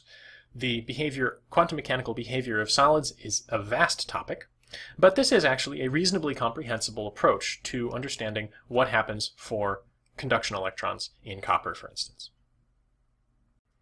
You saw in the last lecture how just considering the electrons in a conductor to be free particles in a box, you could get a reasonable impression of the quantum mechanical behavior of those electrons, what the allowed energies looked like, what the behavior of the metal was even, to some degree. We were able to calculate, for instance, the degeneracy pressure of the electrons in that state, and get an answer that was comparable to the measurable physical properties like the bulk modulus of the material. That free particle assumption seems very fishy, though, because those conduction electrons are going to interact with the atoms in some way. So what I'd like to talk about in this lecture is how we can include the atoms and the results, in particular the band structure of energy levels in solids. Including the atoms in the behavior of the free electrons in a material, for instance, is a rather complicated process. You might think about an electron coming in towards some atom, where we have electrons orbiting the nucleus of the atom, and how these particles might interact.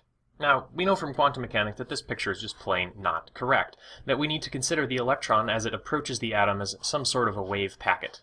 So I'll draw some wave fronts. And the atom itself as being composed of a nucleus, which has almost negligible wave nature compared to the wave nature of the electron, since the nucleus is so much heavier, surrounded by some cloud of electron. Describing the interaction of a wave packet like this and an atom with an electron cloud surrounding it is a very complicated process in principle. But whatever the interaction is, it's going to be encoded by some Hamiltonian, h hat, which is going to include the kinetic energies of the particles and then some potential that tells you how the energy of this interaction takes place. If the electron were very close to the atom, would there be an attractive force? Would there be a repulsive force? Would there be an increase in energy or a decrease of energy? Now, typically you can assume that the potentials like this are related just to the relative displacement between the atom and the electron, so some difference between the position of the electron and the position of the atom. Perhaps the potential even only depends on the absolute magnitude of that vector, only depending on the distance between the electron and the atom. Either way, these potentials can come in a variety of forms. But if you're trying to consider a material with many electrons and many atoms, what you're going to have to work with is actually going to be a sum over all the atoms of the material of the contribution of each atom to the energy of an electron. If we have multiple electrons, we'll have to have lots of different kinetic energy terms, and we'll have to have a sum over electrons here as well. So this is a very complicated Hamiltonian. We can't really hope to solve it analytically. We can, however, make some analytical progress if we make some simplifications. And I'm going to make 3 simplifications for this lecture. First of all, this potential, which is in principle a function of the distance between the electron, the position of the electron and the position of the atom, I'm going to pretend it only depends on the magnitude of the distance, and I'm going to make a very crude approximation to this potential, namely that if the electron is right on top of the atom, it experiences a very strong repulsive force. If the electron is displaced from the atom significantly, the atom overall looks neutral, and there is no energy associated with that reaction. The approximation I'm actually going to make then is that the potential contribution of a single atom to an electron is given by a Dirac delta function.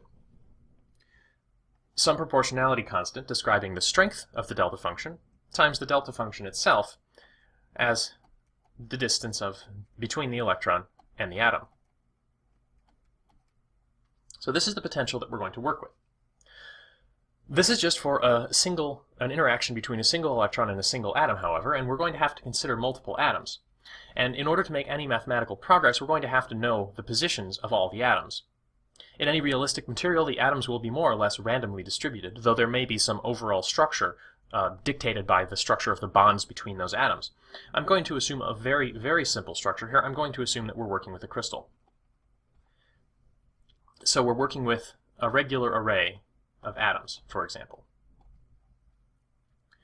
Furthermore, I don't really want to mess with trying to express this regular array of atoms in 3 dimensions, so I'm going to assume that we're only working with a one-dimensional system. Essentially a one-dimensional crystal, just looking at a slice through a potential 3-dimensional crystal. This is not the most relevant physical scenario, since a Dirac delta function in 1 dimension extrapolated to 3 dimensions is sort of a sheet delta function, not an array of point delta functions like a crystal. So this is not the most realistic scenario, but it does actually reproduce a lot of the observed behavior of, well, real electrons in real crystals. The potential we're talking about here, then, is going to be a one-dimensional array of delta functions. So our v of x is going to look something like this. It's going to be 0 whenever you're not on top of an atom, and it's going to spike up whenever you are on top of an atom. And this is going to continue, potentially infinitely, in both directions. This is called a Dirac comb, since I guess it kind of looks like a comb, and it's made of Dirac delta functions. So this is the potential we're going to work with. The nice feature of this potential is that if these atoms are, say, spaced by some distance a, this is a periodic potential, and there are theorems that help us deal with periodic potentials. One of these theorems is called Bloch's theorem, and what it states is that for a potential that's periodic, namely the potential evaluated at some displacement A from the current position is just equal to the potential at the current position, the solutions to the time-independent Schrödinger equation for that potential can be written as follows. Psi of x plus a, displacing the argument of psi, is essentially the psi at the current location multiplied by some complex constant with magnitude 1, e to the I ka, for some unknown constant k. Essentially what this means is that the observables don't change. You know, multiplying the wave function by some complex number isn't going to, some complex phase, e to the I ka, isn't going to change the answer. Well, essentially what this means is that for a completely periodic potential, the observables aren't going to change from one period to the next, and that's more or less a requirement. Periodic potentials should have periodic solutions to the Schrödinger equation. We don't know anything necessarily about this constant k, but essentially what we're talking about, if we apply this to our delta function potential, or our Dirac-Combe potential, is atoms spaced apart by some distance a, and Bloch's theorem tells us that the wave function here gives us the wave function here, gives us the wave function here, gives us the wave function here. So we don't need to worry about the entire space. We can only worry about a sub-portion of the space. This is very useful. One unfortunate consequence of Bloch's theorem is that it only works for completely periodic potentials. So if we're talking about a material, a chunk of silicon, say, there are edges. In the inside here, we definitely have a periodic potential. We have a silicon crystal, we have an array of atoms, that's fine. We're working with something periodic. But at the edges, we're going to have problems. Since at the edges, well, the periodicity obviously breaks down. Under these circumstances, then, Bloch's theorem isn't going to apply. So we need to find out some approximation, some simplification, or at least some plausibility argument for how we can still apply Bloch's theorem to these cases. Well, we've already made a lot of simplifying assumptions, so what's one more? Our potential V of x is this Dirac-Combe structure that potentially continues to infinity. If we're working with a realistic material, we're going to have something like 10 to the 23 atoms here. As such, the contribution of the atoms you would expect, if you had a free electron here, it's going to be much, much, much more sensitive to the atoms nearby than to the boundaries of the material. As such, you wouldn't expect the edge effects to be terribly significant. So, one way to fix Bloch's theorem, if we're willing to ignore the edge effects and deal just with electrons near the interior of the material, is to take our delta function potential and wrap it around. Essentially treat this edge of the material as connected somehow through a wormhole to this edge of the material, wrapping the material around in a circle, for instance, working with a donut of material instead of a block of material. What this periodicity means, that we're assuming the potential is periodic overall, not just periodic from one atom to the next, is that our wave function psi of n times a, essentially the wave function on the right edge of our material, has to be equal to the wave function on our left edge of the material. And let me rewrite this. I have my wave function as a function of x, and if I add n times a, where I have n atoms from one side of the material to the other side of the material, times the separation of the atoms, I've essentially wrapped all the way around and gotten back where I started. That has to give me my original wave function back. So that's my periodicity. And under these circumstances, Bloch's theorem, which tells me how to displace my wave function by a certain amount, tells me what I need to know. Bloch's theorem gives us that psi of x plus na is going to be equal to e to the I capital N capital Ka times my original wave function, psi of x. My periodicity then means this is going to be equal to psi of x, which I can just cancel out then from this periodicity equation, giving me e to the I n capital Ka equals 1. That tells me that this capital K constant I have can only take on specific values. And those specific values are given by what will make the exponential 1, essentially 2 pi times an integer divided by capital N-A. The argument here has to be 2 pi times an integer, and this is then the value of k that's going to give you 2 pi times an integer when you multiply it by n times a, essentially. So n now is going to be some integer, either 0, plus or minus 1, plus or minus 2, etc.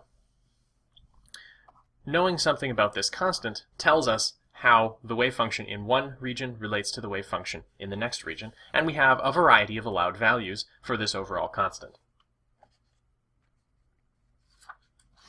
So we have now what we need to solve the time-independent Schrödinger equation. The potential we're working with, and I'll just draw a chunk of it here, just with, say, 2 spikes. Let's say this is the spike at x equals 0, and this is the spike at x equals a. I'll add another spike here on the left at x equals minus a. We need to go through our usual machinery for solving the time-independent Schrödinger equation. We have our potential, and in regions, say, there, the potential v of x is equal to 0, which means our time-independent Schrödinger equation is just going to be the free particle equation, minus h bar squared over 2m times the second derivative of psi with respect to x is equal to e times psi. You know what the solution to this is. We've done the free particle case many, many times. Our general solution is that psi of x is equal to a times sine kx plus b cosine kx, where k squared is equal to 2me over h bar squared. This should all look familiar. It's solving a second-order differential equation, essentially the simplest second-order differential equation you can think of. The subtlety with solving the Schrödinger equation under these circumstances is that the general solution in one sub-region isn't enough. We have to find the solution in all regions, which means we're going to have to match boundary conditions. So it's also useful to know then what the solution is at some other region so that I can match those two solutions together across the delta function. Bloch's theorem tells us that the solution in this region is going to be the solution in this region multiplied by some e to the ika, excuse me.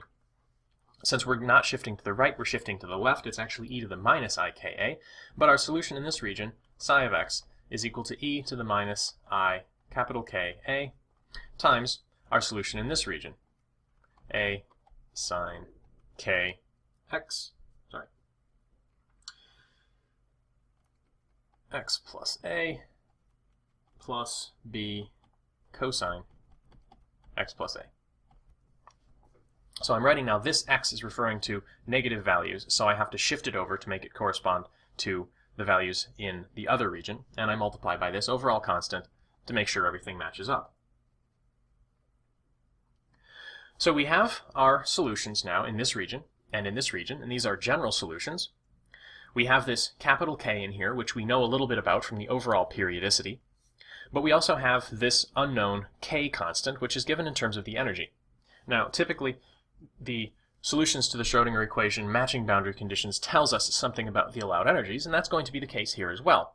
But these are our two general solutions, and let's figure out how boundary condition matching at this boundary works, since that's going to tell us something about the energy, something about these A's and B's, and so how that information all connects to these capital K's. So the boundary conditions we have are going to match these two solutions together. We have two boundary conditions, and just to recap, we have our delta function potential, x equals 0, and we have our solution in this region and our solution in this region, and we're matching them across the delta function at x equals 0. So the two boundary conditions we have for the wave function. First of all, the wave function has to be continuous. What that means is that psi of 0 plus has to be equal to psi of 0 minus. The solution just on this side has to be equal to the solution just on this side of our boundary. And if I plug these in, the solution for 0 plus, substituting 0 in for x, the sine term is going to drop out, since sine of 0 is 0, and the cosine term is going to go to 1, since the cosine of 0 is 1. So the b is all I'm going to get. That's all that's left here. This term's dropped out. This term is just equal to b. So my equation then is b is equal to whatever I get when I plug 0 in for the solution on this side. So substituting in 0 for x, the x's are going to drop out, and I'm just going to get cosine ka and sine ka, and my a and b, and my e to the minus I ka. E to the minus I capital Ka times a sine lowercase ka plus b cosine lowercase ka. So that's our continuity boundary condition. The other boundary condition that we have to work with is that typically the first derivative of the wave function is continuous. The exception to that typical boundary condition is when the potential goes to infinity, you can have a discontinuity in the first derivative. And the only case that we know of that we can solve so far in this course is the delta function potential. We talked about this when we were doing bound states for the delta function. So if you're fuzzy on how this actually works, I suggest you go back and refer to the lecture on bound state solutions to the delta function potential. Otherwise, the equation we need to tell us how d psi dx is discontinuous relates the size of the discontinuity to the strength of the delta function potential. The equation, and this is equation 2.125 in your textbook, is that the delta of d psi dx is equal to 2m alpha over h bar squared psi. So we need to calculate the first derivative of the wave function from the left and from the right, subtract those two, and that's then going to be related to the value of the wave function and these constants, where alpha here is the same constant that we used to describe the strength of the delta function potential when we first introduced the structure of the potential. So if you actually go through, calculate the derivative of this with respect to x, the derivative of this with respect to x, what you end up with is, well, the derivative for this, we're then evaluating our derivatives at x equals 0, and a lot of the terms drop out. The derivative of this term from the plus direction at x equals 0 is k times a. This is a lowercase k now. The derivative from the left, derivative of this potential with respect to x, evaluated at x equals 0, is e to the minus I capital Ka times a lowercase k from the derivative, and then capital A cosine Ka minus capital B sine Ka. That's the left-hand side of our discontinuity equation here. Discontinuity in the first derivative then being equal to 2m alpha over h bar squared, and the value of psi at 0, well, I could use either the left-hand side of this equation or the right-hand side of this equation, but, well, left-hand side here is much simpler, so I'm just going to use capital B for the value of my equation. Now we have two equations and we have a lot of unknowns to work with. We have capital A, capital B, capital K, and lowercase k.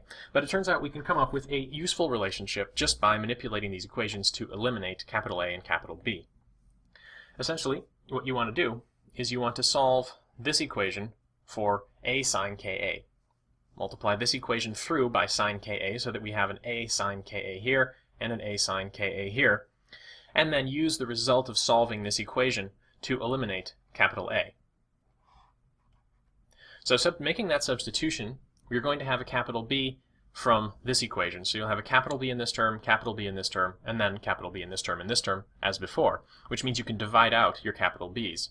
So you've successfully eliminated both capital A and capital B from your equation. The subtle term as far as simplification goes is trying to get rid of this e to the minus I capital Ka. But if you make the appropriate simplifications, you can reduce this down not to completely eliminate capital K, but to at least get rid of the complex form of the exponential. You end up with a cosine e to the I capital Ka when you finish solving this. So, subject to a lot of algebra that I'm skipping, the end result here that we can actually work with can be expressed as cosine capital Ka is equal to cosine lowercase ka plus m alpha over h bar squared lowercase k sine lowercase ka. So this is an equation that relates lowercase k, which is related to our energy, to uppercase K, which is what we got out of Bloch's theorem, and the strength of the delta function, the mass of the particle. This is then going to tell us essentially the allowed energies. There were very few restrictions on the value of this capital K. That was just related to some integer. The equation then, just copying it over from the last page, can be expressed, well, this is just the previous equation. Capital K is related to some integer n, and lowercase k is related to the energy. So if I look at the left-hand side here, what do I actually have to work with? Well, my capital K, think about the set of allowed values for capital K. Cap K, just being related to an integer, which can be positive or negative, is going to have a lot of allowed values.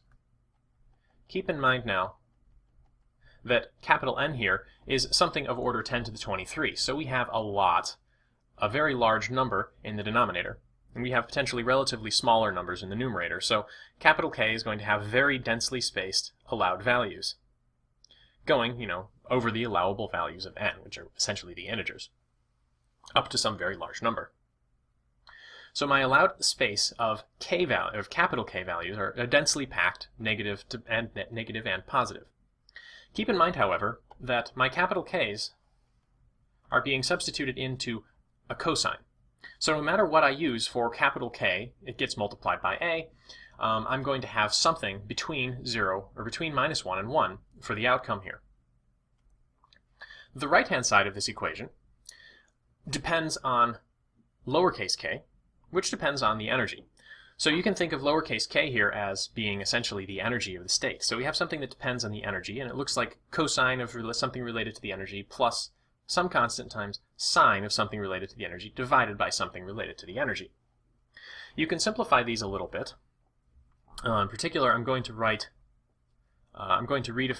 a variable z equal to lowercase k times a, which means this is going to be cosine z plus some constant times sine z over z. So I'm going to define beta being equal to, where'd it go? It's going to be m alpha a over h bar squared, leaving me with a ka in the denominator. So my right-hand side now, which is what I'm plotting here, is going to be cosine z plus beta sine z over z. So if I plot my right-hand side for a particular value, in this case I'm using beta equals 10, beta just being a combination of the strength of the delta function, spacing of the potentials, mass of the particle, and Planck's constant, you end up with a function that looks sort of like this. It looks kind of like sine x over x. Well, it does. But this z parameter is now related to the energy. So essentially we have an x-axis here that tells us the energies, and we know we can have solutions whenever it's possible to solve this. Our capital K space, densely packed with allowable values of capital K being plugged into cosine, is going to give us very densely packed values of, well, essentially the y-axis here, whatever the y-coordinate is. Since there are so many allowable values of capital K, since capital N here is a very large number, you can think of these essentially as a continuum of allowable values on the y-axis. The places where I have a solution then are going to depend on, well, the right-hand side of my equation, which is only between -1 and 1 for certain values of the energy. So these shaded regions here, where the energy of the state is such that the right-hand side of this equation corresponds to values between -1 and 1, for which we can find a nearby allowable value of cosine capital Ka, these are the allowed energies.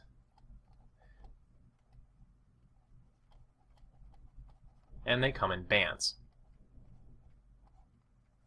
There is no single isolated value of the ground state energy. There is sort of a continuum of allowable energies, subject to these approximations that capital N is very large, for instance. So if we're dealing with a macroscopic chunk of material, the allowed energy states for a free electron that's encountering these atoms are going to come in energy bands.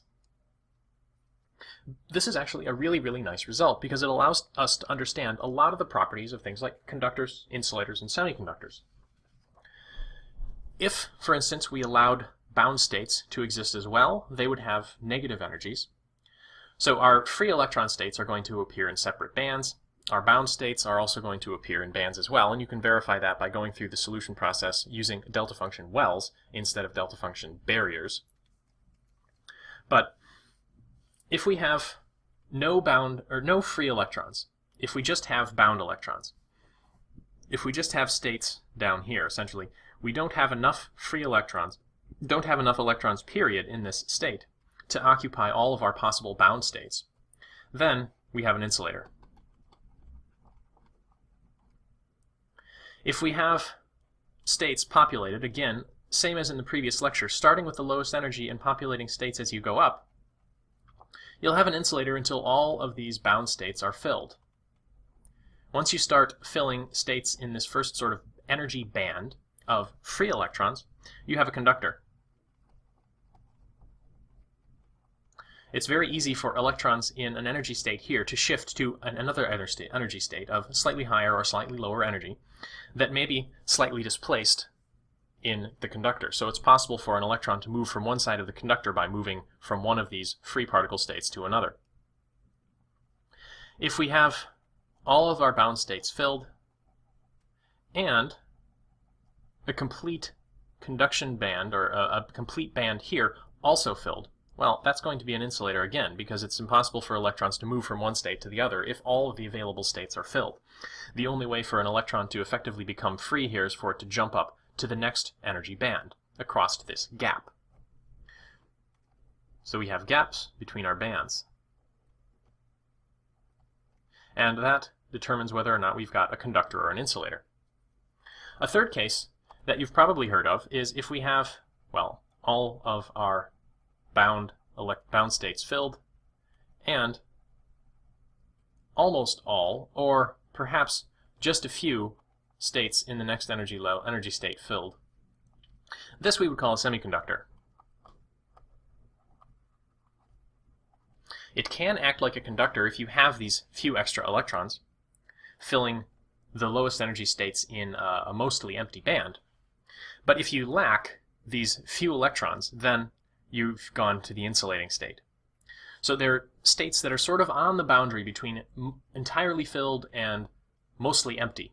And if you add a few electrons, it acts like a conductor. If you subtract a few electrons, it acts like an insulator. And this transition between conductor and insulator is something that we can arrange chemically and electrically, and this is essentially the basis of all of semiconductor physics. We'll talk in the next lecture about how semiconductor devices like diodes and transistors actually work in the context of these allowed energy bands and what sort of chemical modifications happen as a result. Another note here is that the temperature affects the energies that are allowed here. The next section in your textbook after this talks about quantum statistical mechanics, which tells you about, as a function of the temperature of the material, how these energy states are likely to be populated. The approximation that we're making here by saying start filling the energy states from the lowest energy possible and continue until you run out of free electrons isn't entirely accurate.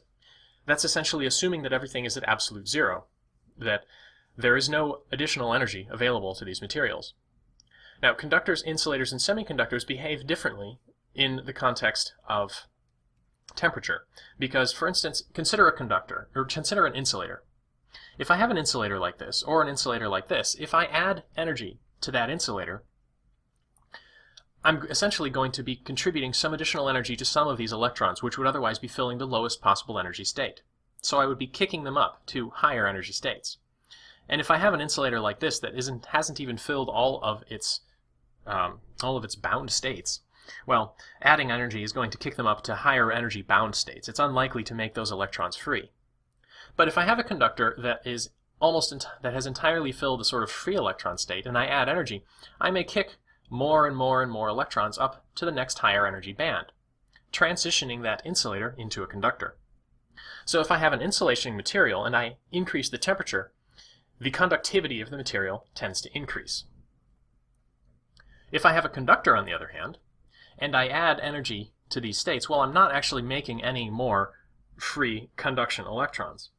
I'm more just rearranging existing conduction electrons. And that rearrangement actually happens to be unfavorable under most circumstances. The classical explanation that's usually given is that as you increase the temperature of a material, the orderedness of the material goes away. Essentially, that nice periodic array of delta function potentials becomes slightly disordered, and that disrupts the band structure and makes it more difficult for electrons to transition from one energy state to the next. Thinking about it classically, the electrons are more likely to collide into atoms that are vibrating rapidly than into atoms that are nice and stationary. So if I increase the temperature of an insulator, I make it more conducting. If I increase the temperature of a conductor, I make it less conducting. If I increase the temperature of semiconductors, you can actually do some math to figure out what's going on. I'm not going to ask you to do that, but if you increase the temperature of a semiconductor, typically you increase the conductivity. So we can understand a lot of the properties of how insulators and conductors, even semiconductors, behave just with this simple periodic array of delta functions, which describes that the result are going to have the resulting energy states that are available for a bound or free electron in this material are going to come in bands. And the relative population of those bands determines essentially the nature of the material. To check your understanding of this, here are a few questions, namely asking you to recall what that trick was to figure out the boundary condition in terms of the discontinuity in the first derivative of the wave function at a delta function. Finally, describe how you suspect the solutions would change if the delta function wells had been used instead of barriers. We used barriers, assuming that if the electron was right on top of the atom, it would be strongly repelled by essentially running into the atom, but maybe it's actually attracted. Maybe there are bound states as well. Finally, going back and looking at that equation that gave you the energy bands, how do the energy bands look? What is their spacing? How wide are they, etc., as the energy becomes very large? And finally, there's this essay that's intentionally humorous, Electron Band Structure in Germanium, My Ass. I'd like you to read through that. It's fun. I'm not actually asking you to do all that much here. And then explain qualitatively what the plot that he describes should have looked like. What we've been talking about over the last 2 lectures is how the quantum states that are allowed for electrons in solids are occupied. We derived the Fermi energy, for instance, in the context of the free electron gas, which assumed that the electrons in a conductor were free to move however they wanted, within the confines of the chunk of material. When we added a periodic array of delta function potentials to approximate a crystal, very periodic array of atoms, and allowed the electrons to interact with those atoms, we ended up with band structures for those energy levels. The energy levels came in bands. The occupation of those energy levels can be thought of simply as starting with the electrons in the lowest energy and then adding up, filling energy levels, pouring electrons into the lowest energy, as if we were filling a glass of water, starting with the bottom and going up to the top.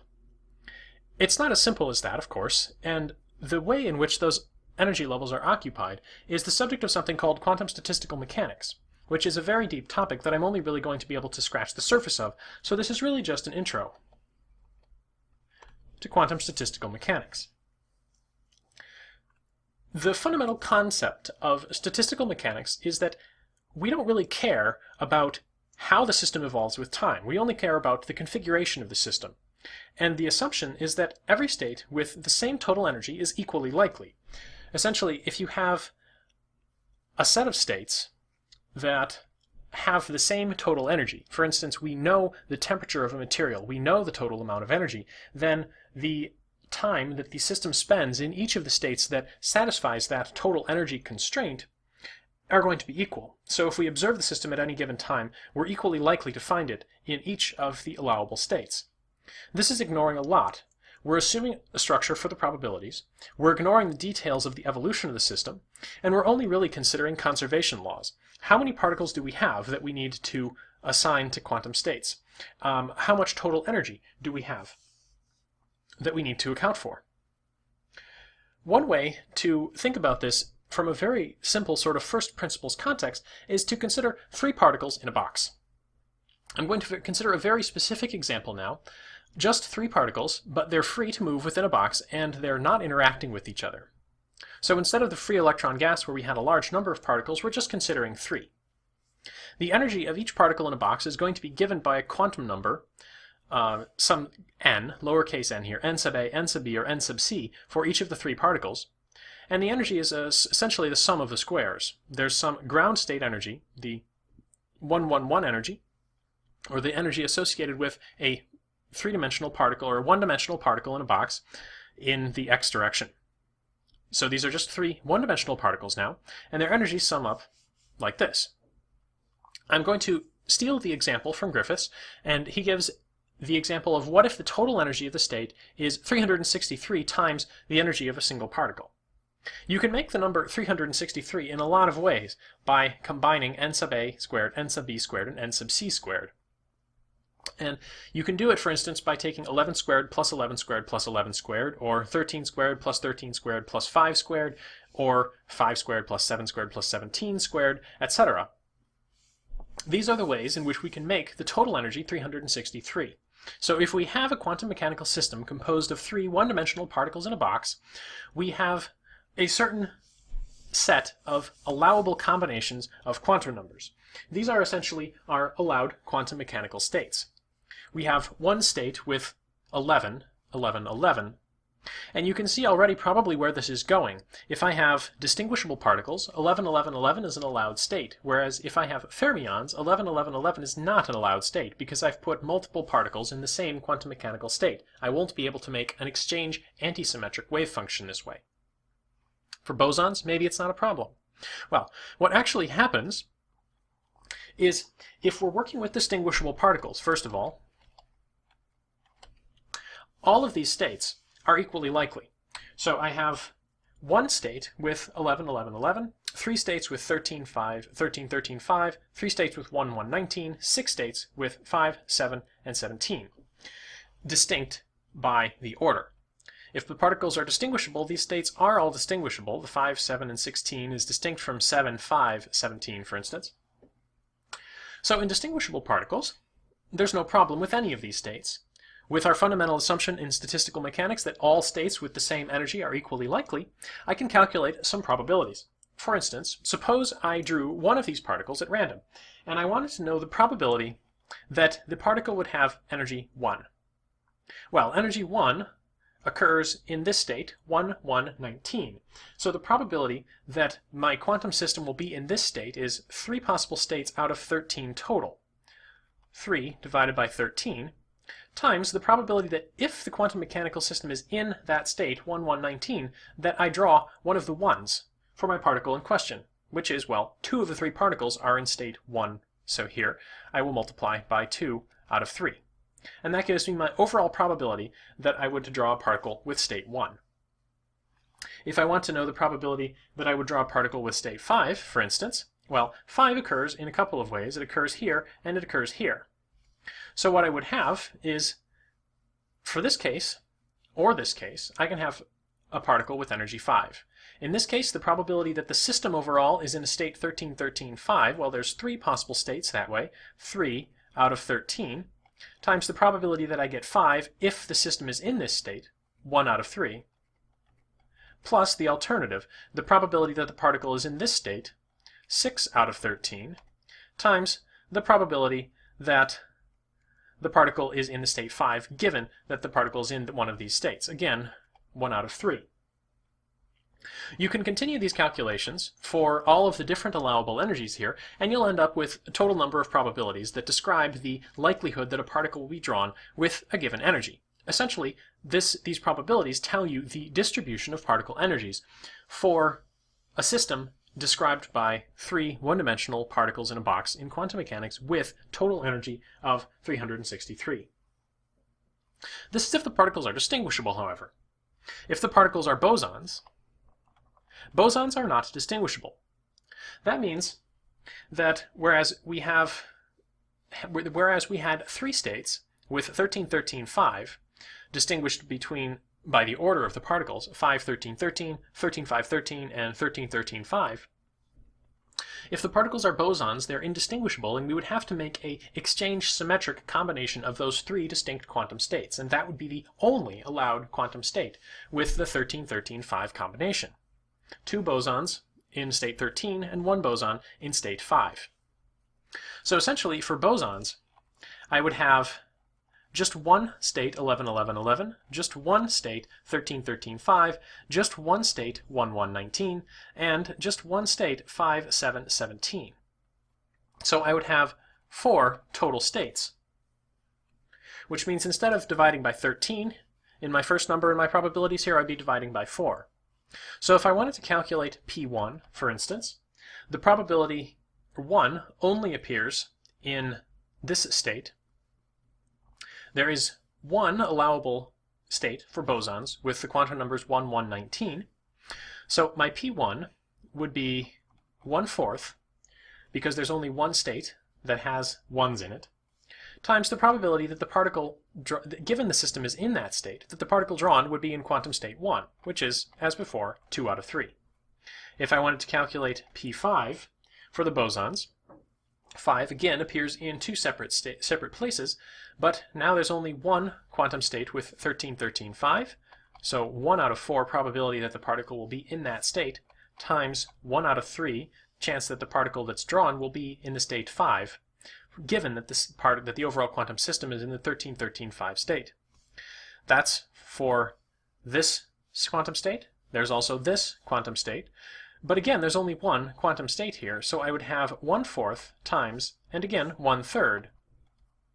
Because there's only one of the 4 quantum states here that I'm considering, and that particular quantum state has the probability 1/3 the particle will have energy 5.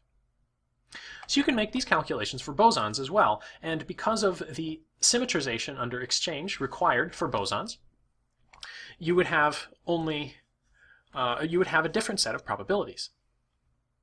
Now, if I wanted to repeat this calculation for fermions, the results are still, again, different. For fermions, 11-11-11 is not an allowable quantum state because there's no way to make an exchange antisymmetric version of this state. So this is not allowed. There's 0 quantum states 11-11-11. Same for 13-13-5. When I exchange the two 13s, I'd have to get opposite the wave function, but I can't do that. There's no exchange antisymmetric combination here. I've put 2 particles in the same quantum mechanical state, not allowed according to the Pauli exclusion principle. So my second state and my third state are out. The only possibility that remains is my fourth state, and as before, indistinguishable particles means there's only going to be one possible state for this system. So 3 of my 4 possibilities are out, and my probabilities then are relatively easy to write down. If I want P1, well, P1, there's only one quantum mechanical state that had a particle in the one state, and that was not allowed for fermions. So P1 is 0. P5, on the other hand, P5 is still allowed. There is a 5 here. And it's just going to, the probability of 5 is the probability that the particle is in this quantum, or the system is in this quantum mechanical state, which is 1 out of 1, the only allowable quantum mechanical state. And the probability that the particle that's drawn from that quantum mechanical state has energy 5 is just going to be 1/3. So the energy distributions you get and the allowable states and the overall probabilities you calculate depend on whether the particles are distinguishable, bosons, or fermions. This basic example is, of course, unusually specific because, well, I've given you a specific system to consider, 3 particles in one-dimensional particle in a box of states, and that the total energy is 363. Specifying the total energy is analogous to specifying the temperature, as we'll see shortly. But ideally, we would be able to do something much more general than simply consider particles like this and enumerate states and calculate probabilities by hand. This is very cumbersome. But it is actually the basis of the quantum statistical mechanics. So we would like to answer these probability questions with more generality. Instead of working with a specific state, is it possible to come up with expressions for how these probabilities work out for a more general quantum mechanical system? Well, the probabilities can, in fact, be worked out in general. What we're interested in now is the configuration of the quantum mechanical system, and there are a couple of ways to look at that. First of all, you can consider n1, n2, etc., up to infinity potentially, the number of particles that exist in each of the quantum mechanical states, state 1, state 2, state 3, etc., analogous to the subscript 1, the subscript 2, the subscript 3, etc., when I was calculating particles, or probabilities in the previous slide. So this tells us essentially the number of particles in each quantum mechanical state. Another essential ingredient here is the number of quantum mechanical states that exist at each energy. And that's related to the degeneracy, which I'm going to call D. So if we know the degeneracies of all the quantum mechanical states, that's another essential ingredient to our calculation. What our goal is in calculating these things is something that Griffiths calls capital Q. Q tells you the total number of distinct quantum mechanical states that exist at a particular, for a particular configuration. So Q depends on the configuration. It depends on the number of particles in state 1, the number of particles in state 2, etc. It's essentially an infinite dimensional function. And if we can understand this infinite dimensional function, well, a function of infinitely many variables, we'll be able to understand essentially how the probabilities work out, subject to the fundamental assumptions of quantum statistical mechanics that all of the states that satisfy a given energy are equally likely. Knowing the number of distinct states that have a particular configuration essentially tells us the probability of that quantum mechanical configuration. Since we're dealing with indistinguishable particles, for the most part in quantum mechanics, all we really need to know are the n1, n2, etc., and the degeneracies, and we'll have expressions. Now the mathematics that happens here is quite complicated in principle, but what you end up working with is essentially a lot of counting arguments. How many ways are there to choose n particles from a pool of n plus 1, for instance? If you answer enough questions like that, and you work through the algebra, and Griffith spends about 10 pages doing all of this, you end up with results like the following. For distinguishable particles, Q is equal to n factorial, where n is the total number of particles, times a product. And the product, I'm going to take over variable I equals 1 to all the way to infinity of the degeneracy of the state I raised to the power given by n sub I, the number of particles in that particular quantum state, divided by n sub I factorial. That's the number of distinct quantum states, if the particles are distinguishable, distinct configurations, distinct assignments, if you will, of particles to the quantum mechanical states described by these degeneracies. We'll also need to know the energies associated with these quantum mechanical states, but that enters later. So for distinguishable particles, you can actually see the effect of the distinguishability of the particles very clearly here, this n factorial term. N factorial is the number of distinct orders that you have for n items. So if I have n particles, there are n factorial different orders. N factorial, of course, is a very, very large number, so these sorts of expressions aren't the types of things that you would actually want to calculate with, but you'll see how they're used in a moment. You can make similar arguments for bosons and fermions, and what you get, for instance, for bosons, is that Q is going to be, where to go? Q is a function, simply a product now, from I equals 1 to infinity, of n sub I plus d sub I minus 1 factorial divided by n sub I factorial d sub I minus 1 factorial. That is your expression for bosons. And for fermions, your expression looks similar to the expression you get for bosons, only slightly more simple. It's again a product from I goes from 1 to infinity of simply the degeneracy of the ith state factorial divided by the number of particles you're assigning to state I factorial times the degeneracy of the state I minus n sub I factorial. So these are our expressions for the total number of states. And there's, like I said, about 10 pages of algebra here, arguing about what the proper way of assigning particles into states are, and if there's a clever way of counting the number of different ways that those states can be assigned, etc. There are some very clever arguments here. It's a very beautiful topic, but I'm not going to require you to delve into the mathematical details here. So given these things, how do we actually use these Q values? The Q values tell you the number of distinct ways in which a particle can obey these sorts of things, or a quantum system can have these sorts of numbers assigned to it. So n1, n2, n3 tell you the number of particles in state 1, state 2, state 3, etc. And there have to, of course, be, for the case of fermions, higher degeneracy than the number of particles that you're working with. We're still subject to those exchange antisymmetry / Pauli exclusion principle constraints. But given these Qs, what sort of things can we calculate? Well, the Qs essentially give you the probabilities, and it is a strange fact of statistical mechanics that for large numbers of particles, the system becomes very, very, very likely to be found in the most probable state. Essentially, what we're going to assume is that the system is essentially always in the state that maximizes Q.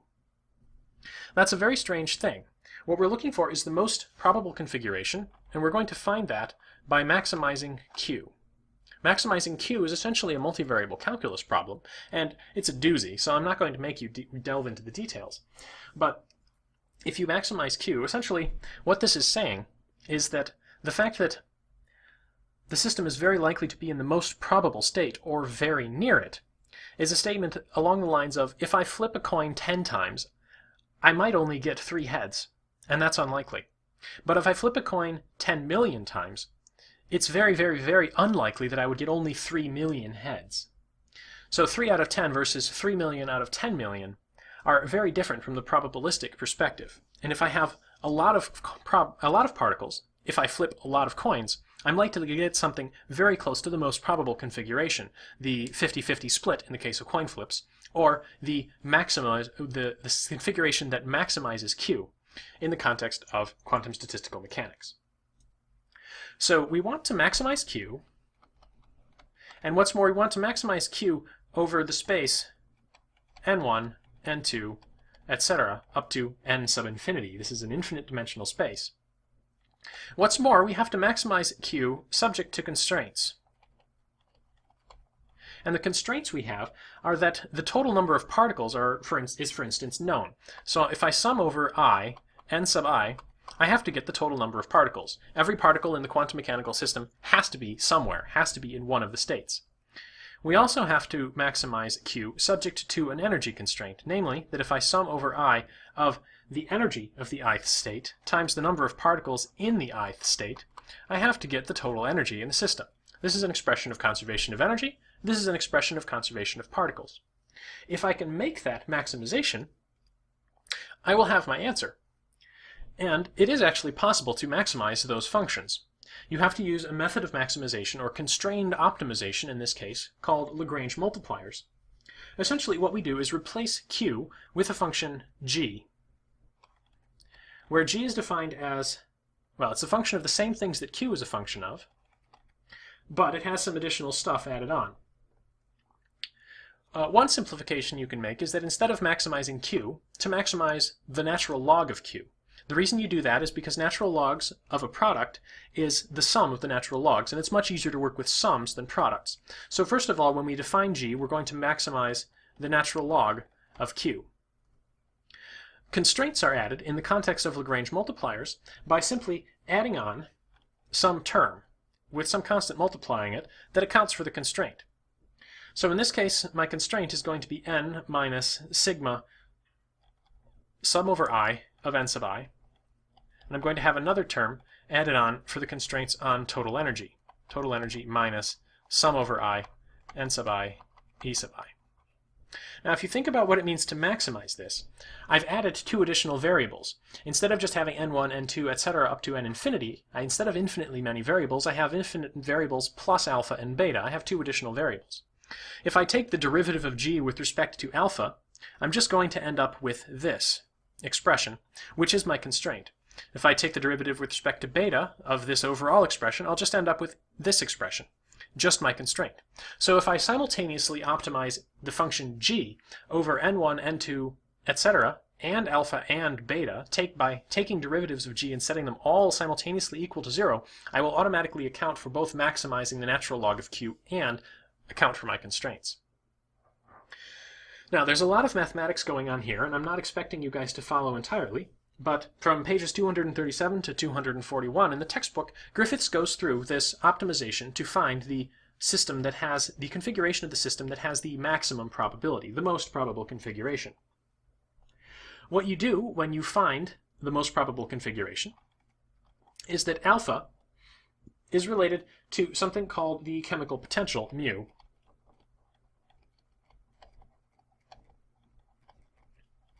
Mu is related to the Fermi energy. Essentially, mu is the potential energy per atom, or incrementally, the amount of energy you'd have to add to the system to add one more particle. That's sort of a definition of chemical potential. You may have studied it in your chemistry class. Beta, on the other hand, is related to the temperature.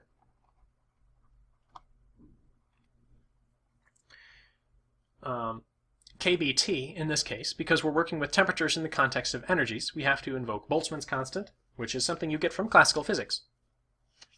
What you get then, going through all of this procedure, is that for distinguishable particles,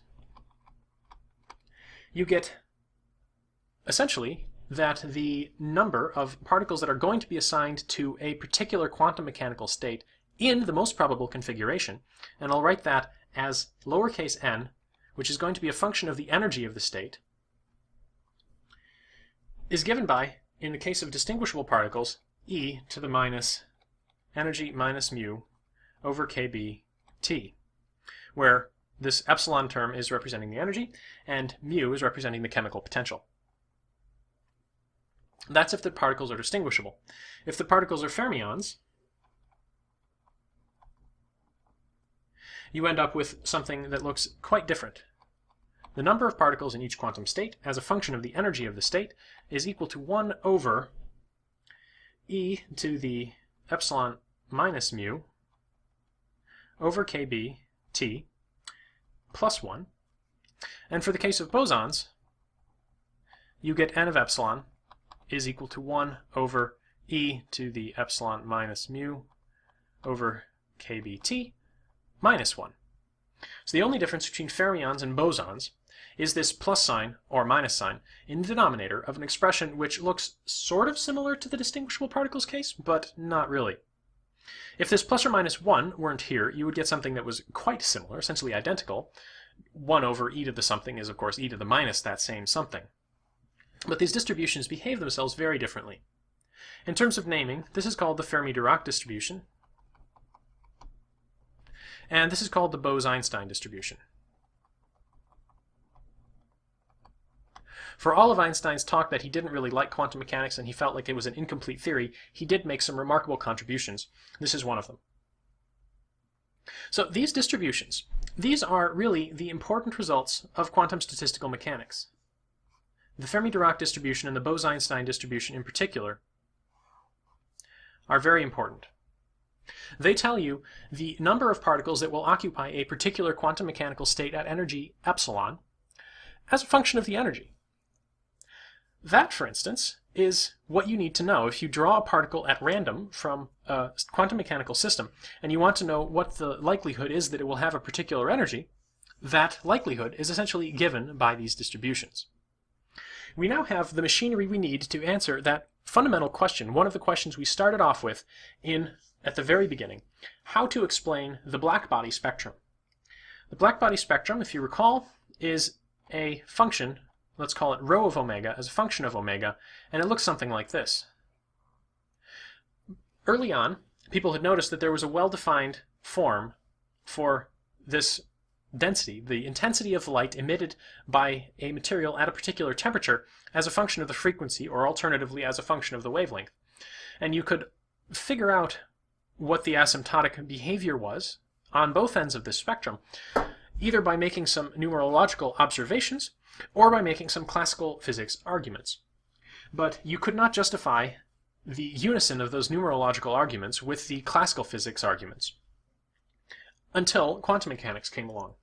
You can explain the blackbody spectrum simply as the Fermi-Dirac distribution, essentially.